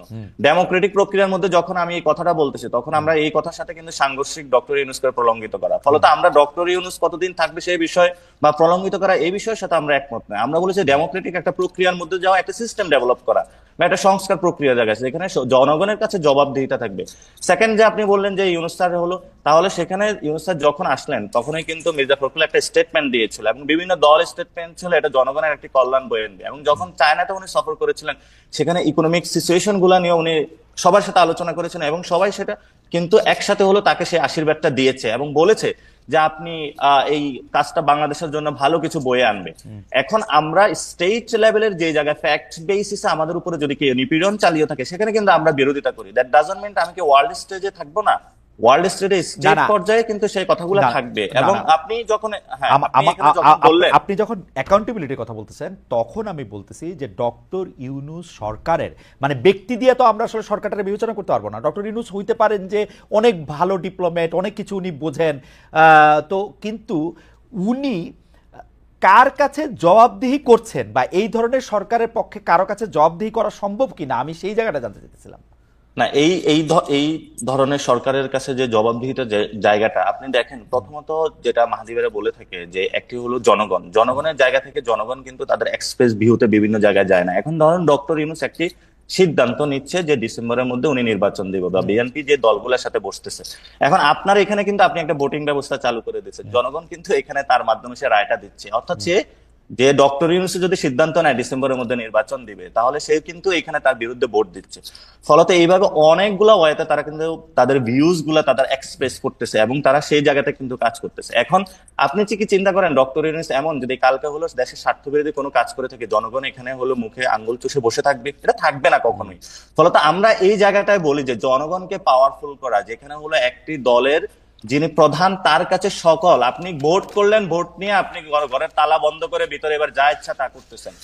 আমরা মনে করি জনগণের সামনে যে এখন যে ট্রান্সপারেন্সি আছে, আপনি চিন্তা করেন কালকে ডক্টর ইউনূস, আপনি বলেন কালকে যদি ডক্টর ইউনূস একটি দেশ বিরোধী কোনো কাজ করে, উনি কি থাকবে নাকি থাকবে না? জনগণ তাকে থাকতে দিবে না, এই পরিস্থিতিটা এখন আছে। আমরা জানি না যে উনি দেশ বিরোধী কাজ করতেছেন না, ওনার গভর্নমেন্ট সত্য না তো। গভর্নমেন্ট স্বচ্ছ, সেই জায়গাটায় আমরা বলতেছি উনার এক এক উপদেষ্টা এক এক রকম করে কথা বলে, মানে আমি ওনার এক এক উপদেষ্টা এক এক রকম করে কথা বলে। ডক্টর ইউনূসের মানে স্বাস্থ্য ক্ষেত্রে উনি কি করছে এই জবাবদিহি চাইলে আমি কার কাছে চাবো জবাবদিহি? স্বাস্থ্য উপদেষ্টা আমাদের কাছে কিছু বলে যে উনি কি করতেছে? আমাদেরকে আইন উপদেষ্টা আমাদেরকে নিয়মিত বলে। আইন উপদেষ্টাও কিছু বলে না, স্বাস্থ্য উপদেষ্টাও কিছু বলে না। তাহলে কে সেই ক্ষেত্রে স্বরাষ্ট্র উপদেষ্টা কেমন পাটোয়ারি? ভালো। আচ্ছা, তাহলে আপনি বলেন যে ডক্টর ইউনূস কি স্টেট? হ্যাঁ, ডক্টর ইউনূস তো স্টেট না। স্টেটের যতগুলো অর্গান, এই জন্য তো আমাদের কাছে সংস্কারের প্রশ্নটা আসতেছে, যাতে আমার স্বাস্থ্য সংস্কারটা হয়, যাতে আমার আইনের সংস্কারটা হয়। আমি তো মাহাদির বক্তব্যের সাথে একমত। সেজন্য তো এটা জনগণের ম্যান্ডেট নিয়ে সংস্কারটা করা উচিত না পাটোয়ারি, আপনি কি? না, আমরা তো বলতেছি না যে জনগণের কোনো ম্যান্ডেট হবে না। এখানে জনগণের ম্যান্ডেট ছাড়া যে সরকার হবে, এই কথাটা কি আমরা একবারও বলেছি? আমি জানি না, আমরা কি একবার বলেন লাগে আর কি আমার। না, এটা মনে হচ্ছে, এবং আপনি যখন বিভিন্ন জায়গায় যারা বট বাহিনী উৎপাদন করে ওই জায়গা থেকে মনে মনে হতে পারে, হ্যাঁ। কিন্তু একবারের পর্যন্ত জনগণ থেকে শুরু করে কোন রাজনৈতিক এনসিপির কোন নেতৃবৃন্দ এই কথাটা একবারও মুখে উচ্চারণ করে, যারা গণ অভ্যুত্থানে ছিল, একবারও এই মুখে শব্দ কেউ গণতন্ত্রের বাইরে কোনো আলোচনা চায় বলে। সো ফলত আমরা চাই ডেমোক্রেটিক প্রসেসে দ্রুত যাওয়ার জন্য, কিন্তু ডেমোক্রেটিক প্রসেসে যাওয়ার জন্য যে মানুষগুলো জীবন দিল, তারা যেই মানুষের জীবনের মূল্যটা, যে আমরা একটা নতুন বাংলাদেশ চাই, নতুন বাংলাদেশে যেখানে আমি নিগৃহীত হব না, নির্যাতিত হব না, সেই জায়গাটা আমাদের কনফার্ম করতে চাচ্ছি। এখন আপনারা যদি পুরো বাংলাদেশকে শুধু এনসিপি এবং বিএনপি দিয়ে যাচাই করার চেষ্টা করেন, সেটাও একটা জায়গা আমি মনে করি না ঠিক হবে। না না, ফলত এনসিপি এখানে কালকে আপনারা দুজন আসেন বলে এনসিপি আর বিএনপির প্রসঙ্গ আসছে। হ্যাঁ। তবে আমার কাছে তো এখন আমার কাছে মনে হয় জনাব নাসিরউদ্দিন পাটোয়ারি, আপনারা যখন নতুন জি। দল করে আপনি যখন ঘোষণা দিলেন, আমি আপনাকে কোট করছি, জিয়াবাদ মুজিববাদ, আমরা কোনো বাদ বাংলাদেশে চাই না, এসব বাদ বা আদর্শ দর্শনের বিরুদ্ধে গিয়ে আপনারা দাঁড়াতে চেয়েছেন, কিন্তু আমরা কিন্তু এর কিছুই, মানে আমার maybe I am short sighted, কিন্তু আমি কিন্তু কিচ্ছু দেখতেছি না। এটা আমার বোঝার ভুল, উপলব্ধির ভুল, জ্ঞানের সীমাবদ্ধতা হইতে পারে, কিন্তু আমি কিন্তু এনসিপিকে 8-10টা রাজনৈতিক দল থেকে কোনোভাবে আলাদা করতে পারছি না, সত্যি কথা। এখন হ্যাঁ খালিদ ভাই, এটা নিয়েও আমিও অবজারভেশন আছে, আমাদের অবজারভেশন আছে। আমরা 36 থেকে 37 দিনের একটি দল, এবং এখানে মনে করেন যে অনেক স্টুডেন্ট বা তরুণরাই মিলে দল বানিয়েছে, এক্সপিরিয়েন্স যারা, আমাদের উপদেশটা এখনো আসে নাই। আমরা আমাদের লিমিটেশন স্বীকার করি এবং আমরা প্রতিনিয়ত কাজ করে যাচ্ছি। আমরা বলি না আজকে আমাদের এটাই হলো আদর্শ একটা জায়গায়, কিন্তু যে আদর্শিক জায়গাটা এবং যে জায়গায় একটা স্ট্যান্ডার্ড সেট করা, সেই জায়গাটা আমরা কেন অস্বীকার করতে যাব? আমরা বলতেছি না যে এনসিপির এখন যে বর্তমান অবস্থা, এই বর্তমান অবস্থায় বাংলাদেশের জন্য একটা স্ট্যান্ডার্ড পজিশন বা কোনো কিছু, এবং সেখানে আমরা বলে থাকি যে আপনি যদি, আমরা যে 71 থেকে 75 পর্যন্ত আলোচনা করে থেকে জিয়াবাদ মুজিববাদের যে কথাটা আপনি আজকে বললেন, সেখানে আমি জিয়ার প্রতি শ্রদ্ধা পোষণ করি, এবং জিয়া যে কাজগুলো করেছে ইকোনমিক ডেভেলপমেন্ট, সেই জায়গা থেকে বাংলাদেশে এখনো সফল ভোগ করতেছে। কিন্তু সাথে সাথে আমি শ্রদ্ধা পোষণ করতে চাই যে সে আমাদের তাহের ভাইয়ের প্রতি, যে উনি নারায়ণগঞ্জ থেকে এক পাও নিয়ে সিপাহী জনতার এখানে বাংলাদেশকে বাঁচানোর জন্য চলে আসছেন, আবার ওই মানুষটাকে ফাঁসিতে দেওয়া হয়েছিল, কেন তাকে খুনটা করা হয়েছিল? যে এইসব অসংখ্য প্রশ্ন আমাদের সামনে আছে, এই প্রশ্নগুলোরও অবতারণা করা উচিত। কেন যারা মুক্তিযুদ্ধে অংশগ্রহণ করেছিল সেই সেনা অফিসার গুলাতে কেন 1200 সেনা অফিসারকে কেন হত্যা করা হয়েছিল? আমার মনে হয় আমরা 75 থেকে আমার মনে হয় নাসিরউদ্দিন পাটোয়ারির প্রতিটি আমরা কথা কাল টাকারে পরিষ্কার, কাউকে অবস্থান পরিষ্কার, আমরা কাল টাকারে কাউকে দেখতে চাই না, এবং এই তরুণ প্রজন্ম যারা আছে এবং এই বর্তমান যে প্রজন্ম, ভবিষ্যতে এটা এনসিপিরও যদি কেউ কাল্ট হয় তাকে দেখতে চাইবে না, এনসিপির ওই জায়গায় মানুষের কাছে যেতেই পারবে না। ফলত আমাদের এই সময়ের সামগ্রিক আলোচনাটা কোন মুখে আমরা বাংলাদেশ থেকে নিতে চাই, আমরা এটাও চাই ওই জায়গাটায় আমরা এনসিপি কেও নিয়ে যেতে চাই। ওকে, নিয়ে যেতে চান, নিয়ে যেতে পারেন, সেটা আমাদেরও আশা থাকবে, কারণ এটা আমাদের সবার জন্য জরুরি। আমি may request our producer Ashish, can you extend for 10 minutes? Okay, thank you. আমরা একটু আপনাদেরও একটু অনুমতি নিয়ে আমরা একটু অনুষ্ঠানটা 10 মিনিট, মানে শেষ হয়ে আসতেছে, আমাদের একটু 10 মিনিট একটু বাড়াতে হবে যদি আপনার দেন আর কি। ডক্টর আমিন, আমি অন্য একটা দেশের বাইরে একটু বিদেশে যেতে চাই। একই প্রশ্ন আসলে নাসিরউদ্দিন পাটোয়ারির কাছেও থাকবে, কিন্তু আপনার জবাবটা আমরা আগে একটু শুনতে চাইবো। ফিলিস্তিনিদের নিপীড়নের বিরুদ্ধে বিএনপি এনসিপি অনেকেই আসলে সোচ্চার হয়েছেন, কিন্তু গতকাল পুরো বাংলাদেশই আসলে ওই যে স্টপ ওয়ার্ক, স্টপ স্কুলের সাথে মিলে মজলুম ফিলিস্তিনিদের পক্ষে রাস্তায় নেমেছিল। কিন্তু বেশ কিছু জায়গায়, যেমন ধরেন বাটা শোরুম, কেএফসি, ইউনিমার্টে হামলা হয়েছে, লুটপাট হয়েছে। কেউ কেউ বলছেন যে গত কয়েক মাসে তৌহিদি জনতার নামে, ছাত্র জনতার নামে যে মবতন্ত্র দেখা গেছে, আইন হাতে তুলে নেওয়ার যে প্রবণতা দেখা গেছে, মব জাস্টিস দেখা গেছে, তারই ধারাবাহিকতা বা তার দ্বারা প্রভাবিত গতকালের ভাঙচুর ও লুটপাট। আমি প্রথমে ডক্টর আমিন আপনার কথা শুনবো, কারণ কেউ কেউ আবার এটাও বলছেন দেশে যেহেতু একটা বিনিয়োগের আন্তর্জাতিক সভা সম্মেলন যেরকমভাবে বলি সেরকম হচ্ছে, সেই সময় বিনিয়োগকে নিরুৎসাহিত করার জন্য একটা চক্রান্ত বা ষড়যন্ত্র হতে পারে। কিন্তু আমাদের প্রশ্নের লক্ষ্য হচ্ছে যে আইন হাতে তুলে নেওয়া। প্রথম দিকে আমাদের এটা নিশ্চয়ই পাটোয়ারি বলবেন যে প্রথম দিকে আমরা আসলে আইন হাতে তুলে নেওয়ার ক্ষেত্রে অনেক উৎসাহ দেখিয়েছি, সরকারের পক্ষ থেকেও দেখিয়েছি, নাসিরউদ্দিন পাটোয়ারিদের দলের পক্ষ থেকেও আমরা দেখেছি আইন হাতে তুলে নেওয়ার ব্যাপারে উৎসাহ। এইটা আসলে কেমন, মানে আপনি এটাকে আসলে কিভাবে দেখেন, এইটা থেকে আমরা আসলে কিভাবে মুক্ত হব? আমার সুলেখক ইশতিয়াকের একটা কথা খুব মনে পড়ে, তিনি আওয়ামী লীগের আমলে একবার বলেছিলেন যে আসেন আমরা সবাই সবাইরে ধরায় দিই। এই আসেন আমরা সবাই সবাইরে ধরায় দিই জায়গায় আমরা আসি কিনা, ডক্টর আমিন? দেখুন, এই বিচারহীনতা সংস্কৃতি তো আমরা কেউ চাই না। দেশে যে কোনো সচেতন সুনাগরিকই চান এই বিচারহীনতা সংস্কৃতির অবসান হোক, বাংলাদেশে আইনের অনুশাসন প্রতিষ্ঠা হোক। আমাদের ভারপ্রাপ্ত চেয়ারম্যান জনাব তারেক রহমান বলেছেন যে বিএনপি ইনশাল্লাহ যদি জনগণের ভোটে রাষ্ট্র পরিচালনায় আসে, আমাদের মৌলিক তিনটা ভিত্তি থাকবে: আইনের অনুশাসন, মানবাধিকার প্রতিষ্ঠা এবং বাক স্বাধীনতা প্রতিষ্ঠা। এবং আপনি যদি দেখেন এর ভিত্তি কিন্তু অনেক আগে থেকে শুরু হয়েছে।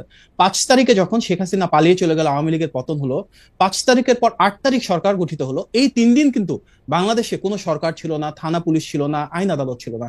আমরা বাংলাদেশের সবচেয়ে বড় রাজনৈতিক দল হিসেবে তখন থেকে কিন্তু এই বিচারহীনতা সংস্কৃতির বিরুদ্ধে রুখে দাঁড়িয়েছি। সেই সময় 5 থেকে 8 তারিখ পর্যন্ত, আগস্ট মাসের এই 3টা দিন, প্রতিটি এলাকায় এলাকায়, পাড়ায় পাড়ায়, মহল্লা মহল্লায় আমরা সাধারণ মানুষের পাশে থেকে সুরক্ষা দিয়েছি, প্রতিরক্ষা দিয়েছি, যার মূল কারণ ছিল বাংলাদেশে যে আমরা সবাই ফ্যাসিবাদের বিরুদ্ধে ঐক্যবদ্ধ, রাজনৈতিক জিঘাংসা প্রতিহিংসার উপরে দাঁড়িয়েও আমরা যেভাবে সবার সুরক্ষা নিশ্চিত করতে পারি সেটা এস্টাবলিশ করা। এর পাশাপাশি পূজার সময় কি হয়েছে, দেশি বিদেশি ষড়যন্ত্র ছিল, অনেক অপপ্রচার ছিল, অনেকগুলো পূজা মণ্ডপে হামলার সেখানে সম্ভাবনা ছিল।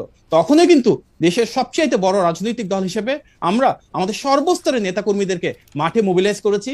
নেতৃত্বের পাশাপাশি যারা কর্মী রয়েছেন প্রত্যেকে বলেছি যে পূজা মণ্ডপগুলোতে আমাদের হিন্দু ধর্মাবলম্বী যেসব ভাই বোন রয়েছেন ওনাদের পাশে দাঁড়িয়ে নিরাপত্তাটা নিশ্চিত করবার জন্য। সুতরাং গত 8 মাসে যখনই দেশে অস্থিতিশীলতা সৃষ্টি হয়েছে, আমরা আমাদের দিক থেকে দায়িত্ব পালন করেছি। সরকারের প্রতি আমাদের আহ্বান থাকবে ওনারাও যেন ওনাদের দিক থেকে আইনের অনুশাসন প্রতিষ্ঠার এই দায়িত্বটুকু পালন করে। আপনি যদি দেখেন গতকালকে থেকে একটা কথা বলি ভাই প্লিজ, গতকালকে থেকে কিন্তু ছাত্রদল থেকে আমরা কেন্দ্রীয়ভাবে কর্মসূচির অংশ হিসেবে বিভিন্ন জায়গায় জায়গায় কিন্তু সুরক্ষা দিচ্ছি, বিভিন্ন প্রতিষ্ঠানকে সুরক্ষা দিচ্ছি। আমাদের আজকে এনসিপি এখানে আছেন, ওনাদের প্রতিও প্রত্যাশা থাকবে ছাত্রদল বা বিএনপি যে দায়িত্বটুকু পালন করছেন ওনারা ওনাদের পরিসরে এটা যেন। আমি জনাব পাটোয়ারির কাছে যাওয়ার আগে ডক্টর আমিন, আপনি যেমন 5 আগস্টের পর থেকে শুরু করলেন, আমি একটু 5 আগস্টের পর থেকে শুরু করি এবং আমি দেখি আমি আর আপনি কিরকম দুইটা দুনিয়ায় বাস করছি। কারণ হচ্ছে যে আমি খবরের কাগজে আমি পড়তেছি যে 5 আগস্টের পরে সংবাদ শিরোনাম, বিএনপিতে আশ্রয় পাচ্ছে আওয়ামী লীগের লোকজন, লীগ নেতাকে পালাতে সহযোগিতার অভিযোগ বিএনপি নেতৃত্বের বিরুদ্ধে, এরসালামের গাড়িতে এলাকায় গিয়ে সংবর্ধনা পেলেন বিএনপি নেতা। তারপরে আমরা খবর পাচ্ছি হচ্ছে যে, এবার একটু লেটেস্ট জায়গায় আসি, বিভিন্ন এলাকায় প্রভাত প্রতিপত্তি তৈরি, চাঁদাবাজি, দখলবাজি, দিবস উদযাপন, ব্যানার টানানো, দলীয় মনোনয়ন দাবি, নানা কিছু কেন্দ্র করে বিএনপি, যুবদল, স্বেচ্ছাসেবক দল, শ্রমিক দল, ছাত্রদল পরস্পর সংঘাত, মারামারি খবর প্রতিদিন।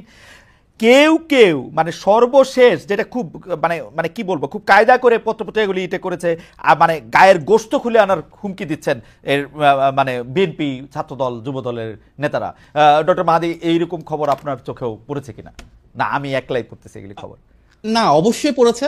আমার চোখে এই খবরও পড়েছে যে সুবিশাল দলের বিচ্ছিন্নভাবে যারা যারা এই ধরনের কাজের সাথে সম্পৃক্ত প্রত্যেকের বিরুদ্ধে স্থগিতাদেশ দেওয়া হয়েছে, বহিষ্কারাদেশ দেওয়া হয়েছে। আমার চোখে এটাও পড়েছে আমাদের ভারপ্রাপ্ত চেয়ারম্যান প্রতিনিয়ত কঠোর নির্দেশনা আমার দলের নেতাকর্মীদেরকে দিচ্ছেন, যারা যারা এর সাথে জড়িত তাদের বিরুদ্ধে যেন অবশ্যই সাংগঠনিক ব্যবস্থা নেওয়া হয়। আমি আপনাকে উৎসাহিত করব সেই নিউজগুলো যদি আপনার একটু প্রচার করেন তাহলে এই নিউজগুলো কিন্তু আমি আসলে দেখেছি, কিন্তু ঘটনা হচ্ছে এইটা কি একটু বলবেন যে আসলে আওয়ামী লীগ নেতারা আপনাদেরকে টাকা পয়সা দিয়ে পালাইছে? মানে যারা ওই পারে যাইতে পারছে তারা বিএনপির লোকেরা কন্ট্রাক্ট করে নিয়ে নিয়ে তাদের ওই পারে দিয়ে আসছে? আচ্ছা, এই যে আওয়ামী লীগ আমরা বলি ফ্যাসিস্ট, ফ্যাসিবাদটা প্রতিষ্ঠিত হয়েছে কিসের উপর ভিত্তি করে? আমাদের বিএনপি নেতা টাকা নিয়ে শাস্তি দিলেন, আমাদের রক্তের উপর দাঁড়িয়ে, এবং আমাদের সাংগঠনিক সিদ্ধান্ত রয়েছে যে কোনো মূল্যে আওয়ামী লীগের যারা এসব গুম খুনের সাথে জড়িত ছিল, যারা নৈরাজ্য, নাশকতা এবং মানবাধিকার লঙ্ঘন করেছে, তাদেরকে অবশ্যই বিচারের আওতায় আনতে হবে। আমাদের প্রশ্ন এখানে যে কিভাবে আওয়ামী লীগের এই শত শত মানুষ পালিয়ে চলে গেল, আইন শৃঙ্খলা বাহিনী তখন কি দায়িত্ব পালন করেছে? আমাদের প্রশ্ন এটাই যে এখনো 8 মাস পেরিয়ে গেল, কেন ফ্যাসিবাদের দোসরেরা রাষ্ট্রযন্ত্রের বিভিন্ন জায়গায় পদায়িত হচ্ছে? কেন তারা রাষ্ট্র কাঠামোতে এখনো বিভিন্ন জায়গায় রয়েছে? আমরা তো বারবার বলছি আইন শৃঙ্খলা বাহিনীর কথা। আমি শুনছি যে সকল পুলিশ যারা কি পজিশনে বসছেন বা প্রশাসক যারা হয়েছেন, correct me if I am রং, তারা সবাই বিএনপির পছন্দের বিএনপির লোক। আমি জানি না আপনি কোথা থেকে শুনেছেন, বাট আমার মনে হয় না এটার ভিতর সত্যতা আছে। আচ্ছা ঠিক আছে, আমি আসছি আবার আপনার কাছে। বিএনপি যদি বিএনপির লোকে হতো তাহলে তো বিএনপি সারাক্ষণই বলতো যে ঠিক আছে আমরা যেভাবে চাই সেভাবে হয়, তা তো হচ্ছে না। এটা তো মুখে বলতেছে না, অন্তরে বলতেছে বলে মনে হচ্ছে আমার। যাই হোক, আমরা গত 16 বছর সবচেয়ে মজলুম দল, দ্বিচারিতার দল আমরা না। এই অভিযোগটা না, এটা আমি মজলুম দল সেটা আমি মানি। সবচেয়ে মজলুম দল আপনারা নাকি জামাতে ইসলামী? আপনারা জামাতে ইসলামী। আপনারা সবচেয়ে বড় দল মানে কিন্তু সবচেয়ে বড় দল মানে সবচেয়ে বেশি সমর্থক বা রাজপথে সবচেয়ে বেশি মানুষ, তাই না? সবচেয়ে বেশি মামলার শিকার, হামলার শিকার, গুমের শিকার, শহীদের শিকার। একটু আগে দেখলাম নাসির পাটোয়ারি ভাই বললেন যে রক্তের উপর দাঁড়িয়ে অনেক মানুষ এখানে জীবন দিয়েছেন। আমি ওনাকে বিনয়ের সাথে প্রশ্ন করতে পারি, সবচেয়ে বেশি জীবন কারা দিয়েছেন? আমাদের দল। সবচেয়ে বেশি হামলার শিকার কারা হয়েছেন এই গণ অভ্যুত্থানে? আমাদের দল। সবচেয়ে বেশি সমর্থক নেতা কর্মী কাদের নেমে এসেছেন? আচ্ছা, আমি কি আমার মনে উত্তর দিব? হয় হ্যাঁ অবশ্যই খালিদ ভাইয়ের অবশ্যই মাধ্যমে অনুমতি অবশ্যই নিয়ে। হ্যাঁ নাসিরুদ্দিন পাটোয়ারি, আপনি যদি ওই জায়গা থেকে শুরু করেন যে আসলে প্রথম এই যে হামলা, কারো উপরে একদম বিচার করে ফেলা, চল দেখা আসি, এইটার মধ্যে এটা শেষ করে দেই, এগুলো আপনারা শুরু করছিলেন আসলে, বা আপনাদের কাছাকাছি জায়গা থেকে শুরু হয়েছিল, আপনাদের সমর্থন ছিল। এখন কি এটা একটু আয়ত্তের বাইরে চলে গেছে কিনা?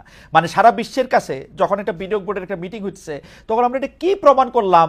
ইসরায়েলের বিরুদ্ধে আমাদের প্রতিবাদ জানাইতে গিয়ে জুতার দোকানের জুতা লুট করে নিয়ে আসা, কি প্রমাণ করলাম? হ্যাঁ, প্রথমত হলো এই গণঅভ্যুত্থানটা হওয়ার পরে এখানে কিন্তু সংঘবদ্ধ কোনো একটা গঠিত রাজনৈতিক দল কিন্তু এই গণঅভ্যুত্থান ডিরেক্টলি করে নাই, ফলত এটা যে যেখানে পারে নিজের জায়গা থেকে ঝাঁপিয়ে পড়েছে, এবং পুরো জিনিসটাকে কিন্তু আমাদের গণঅভ্যুত্থানের পরে কন্টেইন করাটা আমরা করেছি। এবং এটা যতটুকু এখন স্টেবল পজিশনে মানে এসেছে, প্রায় আমাদের মাঠে 176টা মুভমেন্টের ওইখানে গিয়ে আমাদের কাজ করতে হয়েছে, এবং আমরা আমাদের যতটুকু শক্তি ছিল সর্বটুকু আমরা ব্যয় করেছি যাতে কোনো বিশৃঙ্খল না ঘটে, এবং এই ডিসঅর্গানাইজ ফোর্সটা একটা অর্গানাইজিং, এবং এটার জন্য কিন্তু আমরা প্রথমে নাগরিক কমিটি গঠন করেছিলাম, এনসিপি গঠন করেছি, এবং এটা ডেমোক্রেটিক প্রক্রিয়ার মধ্যে যাচ্ছে যাতে এইভাবে কোনো কিছু না ঘটে।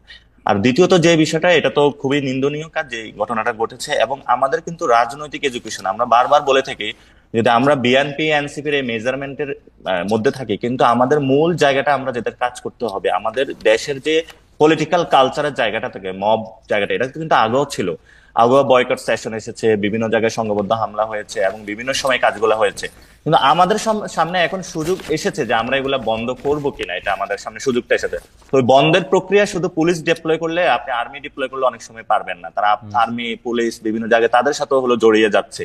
এটার জন্য হলো জনগণকে বিভিন্ন জায়গাতে রাজনৈতিক দলগুলো তো হলো এগিয়ে আসতে হবে, এবং এটা যেটা ছাত্র দলের উদাহরণটা এসেছে খুব ভালো, এবং আমরাও কিন্তু মন্দির পাহারা দিয়েছিলাম, এনসিপিও কিন্তু ওই জায়গায় সার্বক্ষণিক কাজ করতেছে যাতে হলো এই ধরনের কোনো প্রক্রিয়াগত মানে কাজগুলো না ঘটে।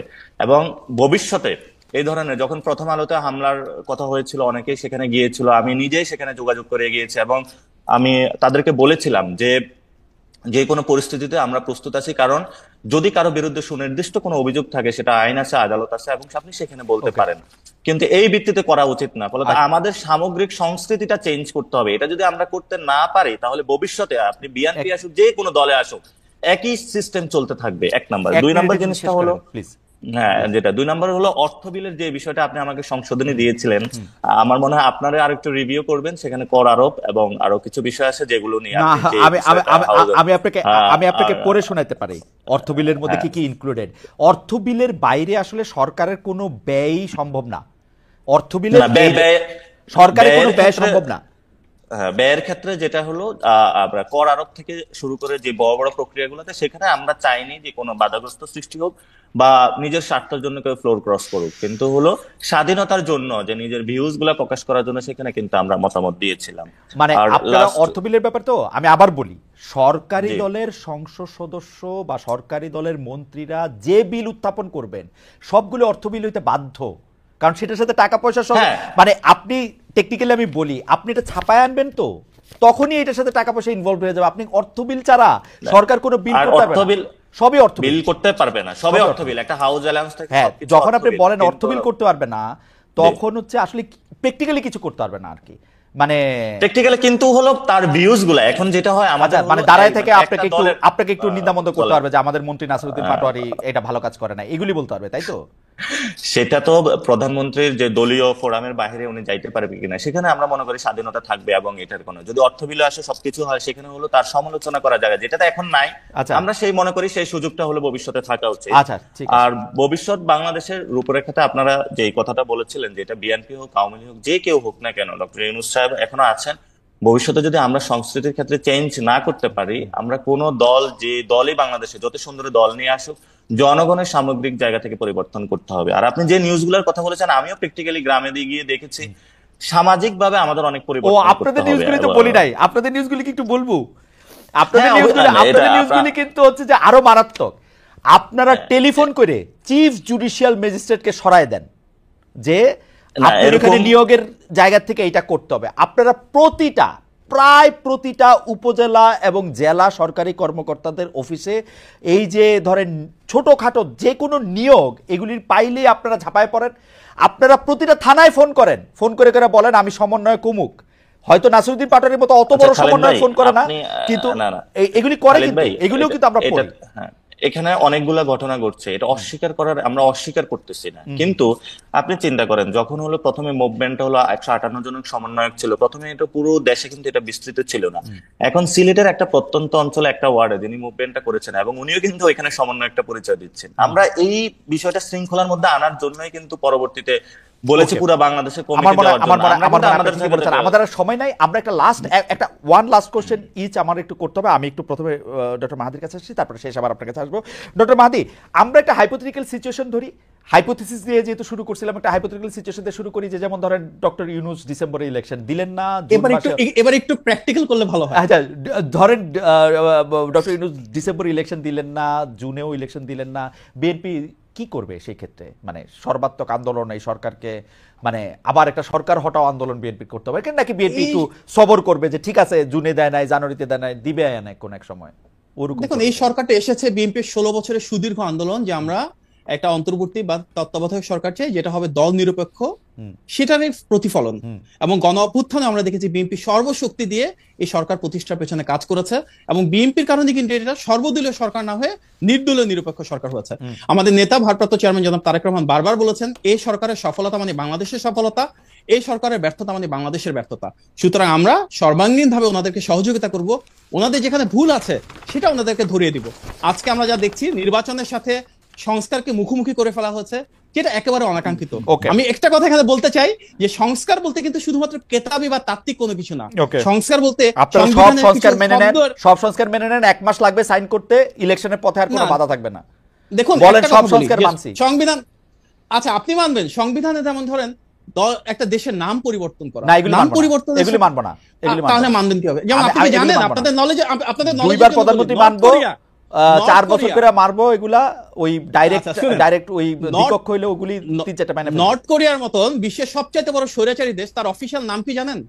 অফিশিয়াল নাম হচ্ছে democratic people's republic of North Korea. Right, জানি আমি, ডিপিআর। তাহলে বাংলাদেশের আপনার নামের পরিবর্তন করে গণপ্রজাতন্ত্রী না জনগণতন্ত্রী এগুলো তো ম্যাটার করে না খুব বেশি। আমাদের মনে হয় সংবিধানে পরিবর্তন, আমার শিক্ষক আলী রিয়াজ স্যারকে প্রফেসর ইউনূস একটা দায়িত্ব দিয়েছেন, তিনি তার দায়িত্ব সুচারুরূপে পালন করতে গিয়ে অনেক বিস্তারিত একটা মানে পরিধি সীমানা দেখিয়েছেন। এত মানা না মানা জনগণের উপরেই আসলে যেই বিষয়গুলি নিয়ে আমাদের আসলে কোনো দ্বিমতি থাকা উচিত না, যে একটা লোক যাতে এককভাবে ক্ষমতার জায়গায় না দাঁড়ায় থাকে। ওই দেখেন মাহাদি, আমি আপনি সহ দর্শকরা পাটোয়ারি কিছু হইলে, আমরা কিছু বললে আমার অনুষ্ঠান থেকে আমি হাসি, কিছু হইলে মানে আমি যতবার একটা এরকম প্রশ্ন তুলতাম আমাকে বলতো আপনি বিকল্প দেখান তো। এই বিকল্প দেখানোর জায়গায় কি আমরা আবার যাইতে চাই পাটোয়ারি? সরি, মানে আমি একটু অ্যাড করতে, আচ্ছা ডক্টর আমি শেষ কথাটা বলে নিই, সরি, আপনি বলেন। যে কোনো সংস্কারের মৌলিক ভিত্তি 3টা জিনিস, তার মাধ্যমে জনগণের ক্ষমতায়ন বা গণ আকাঙ্ক্ষার প্রতিফলন নিশ্চিত করতে হবে, জনগণের ভাগ্যের পরিবর্তন করতে হবে, এবং অবশ্যই জনগণের ম্যান্ডেট প্রয়োজন হবে। এটাই সংস্কারের মৌলিক ভিত্তি।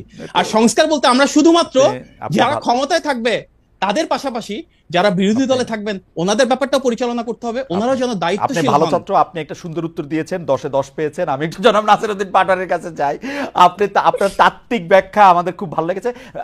নাসিরউদ্দিন পাটোয়ারি 1 মিনিট, আমরা ঈদের সময় এনসিপি লোকদেরকে না, আপনি শুধু আমার স্পেসিফিক প্রশ্নের জবাব দেন, কারণ এটা আমার একটা মানে আমার টাইম ম্যানেজমেন্ট খারাপ, সেজন্য আমি একদম লেট করে ফেলছি। যে এনসিপির সদস্যরা বিভিন্ন সময় লোকজনের কাছে গেছেন, আপনারা কি নির্বাচন করার ক্ষেত্রে বিএনপিরে একটু নক করতেছেন, জামাত একটু নক করতেছেন, কার সাথে জোট ভাববেন সেরকম ভাবতেছেন, নাকি আলাদা আলাদা নির্বাচন করবেন? এই ব্যাপারে তো আপনাদের কোনো ভাবনা হয়েছে কিনা? না, এটা একদমই আমরা আমাদের জায়গা থেকে একটু সাংগঠনিক শক্তি বৃদ্ধি করি, তারপরে পরিস্থিতি অনুযায়ী বিবেচনা করবে যে কোন দিকে যাবে। তো এটাতে আমি কোনো একদম ওপেন উত্তর দিতে চাই, আমরা কোনো স্ট্র্যাটেজিক উত্তর দিতে চাই না, 1 নাম্বার। 2 নাম্বার জিনিস হলো, কিছু পূর্বে কোশ্চেন করেছিলেন যে যেটা মাহাদি ভাই বললো, গত 15 বছরে বিএনপি একমাত্র যদি বলে আন্দোলন করে, তাহলে অধিকাংশ জনগণকে কিন্তু তুচ্ছ তাচ্ছিল্য করা হচ্ছে এটাতে।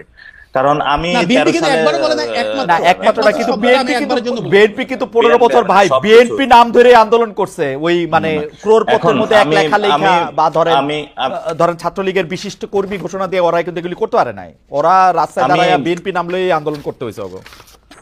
আমি বিনয়ের সুরে মাহাদি আমিন ভাইকে জিজ্ঞেস করতে চাই যে গত 15 বছরে যে মানুষগুলা গুম হয়েছিল, খুন হয়েছিল, আপনি কি এই গত 7-8 মাসে একটু তাদের বিচার প্রক্রিয়ার জন্য, যে মানুষগুলো যাতে তাদের বিচারটা হয়, একবার একটা প্রশ্নটা তুলেছেন? আমার মনে হয় প্রতিবারই তোলে মানে এবং আমি নিজেই শুনছি যে ওরা তোলে।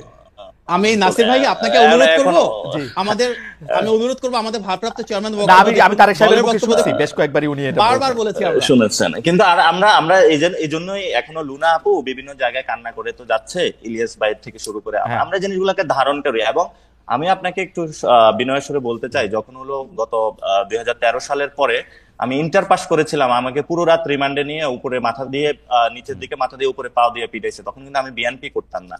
তো আমি সেখানে দেখছিলাম ক্লাস 7 এর বাচ্চা ছিল, অসংখ্য মানুষ যারা কোনো দলই করে না। এগুলি বিচার মানে আমাদের সময় আর নাই, আপনারা এগুলি বিচার চান, বিএনপি এগুলি বিচার চায়। আমার ধারণা বিএনপি এবং এনসিপির মধ্যে আসলে যতটা পার্থক্য আছে ততটা তাত্ত্বিকই পার্থক্য আছে। ভোটের মাঠে আপনারা নিশ্চয়ই যেটি আমরা তো একই এমনি, কিন্তু আমরা একই হ্যাঁ তাত্ত্বিক পার্থক্য আছে। এবং আপনারাও নিশ্চয়ই আপনাদের মানে যেটাকে বলা হচ্ছে যে ইশতেহার, সেই ইশতেহার নিয়ে আমাদের সামনে আসবেন। আমরা একটা জমজমাট একটা নির্বাচন দেখবো, একটা ভোটের উৎসব দেখবো, যেটা 17 বছর ধরে সম্ভব হয় নাই। জি, 30 জন প্রার্থীর নামও ঘোষণা করেছেন, এর জন্য কংগ্রাচুলেশন। না আমি এটা ক্লিয়ার করি, এটা আপনারা পত্রিকা মারফত জেনেছেন, কিন্তু আমরা এটা এখনো দলীয়ভাবে ঘোষণা দিই। আপনারা নিশ্চয়ই দলীয়ভাবে ঘোষণা দিবেন। জনাব নাসিরউদ্দিন পাটোয়ারী এবং নিবন্ধনের পর ইনশাআল্লাহ আমরা দেখতে পাবো আপনাদের অনেক অনেক অনেক ইনশাআল্লাহ আমরা অনেক প্রাণবন্ত একটি আলোচনা শুনলাম। আমরা দর্শকদের কাছে বিদায় নিতে চাই। ধন্যবাদ সকলকে। হ্যাঁ, দর্শকদের কাছে বিদায় আসসালামু আলাইকুম বলে যে সবাইকে আসসালামু আলাইকুম। আবার আপনাদের সাথে দেখা হবে নতুন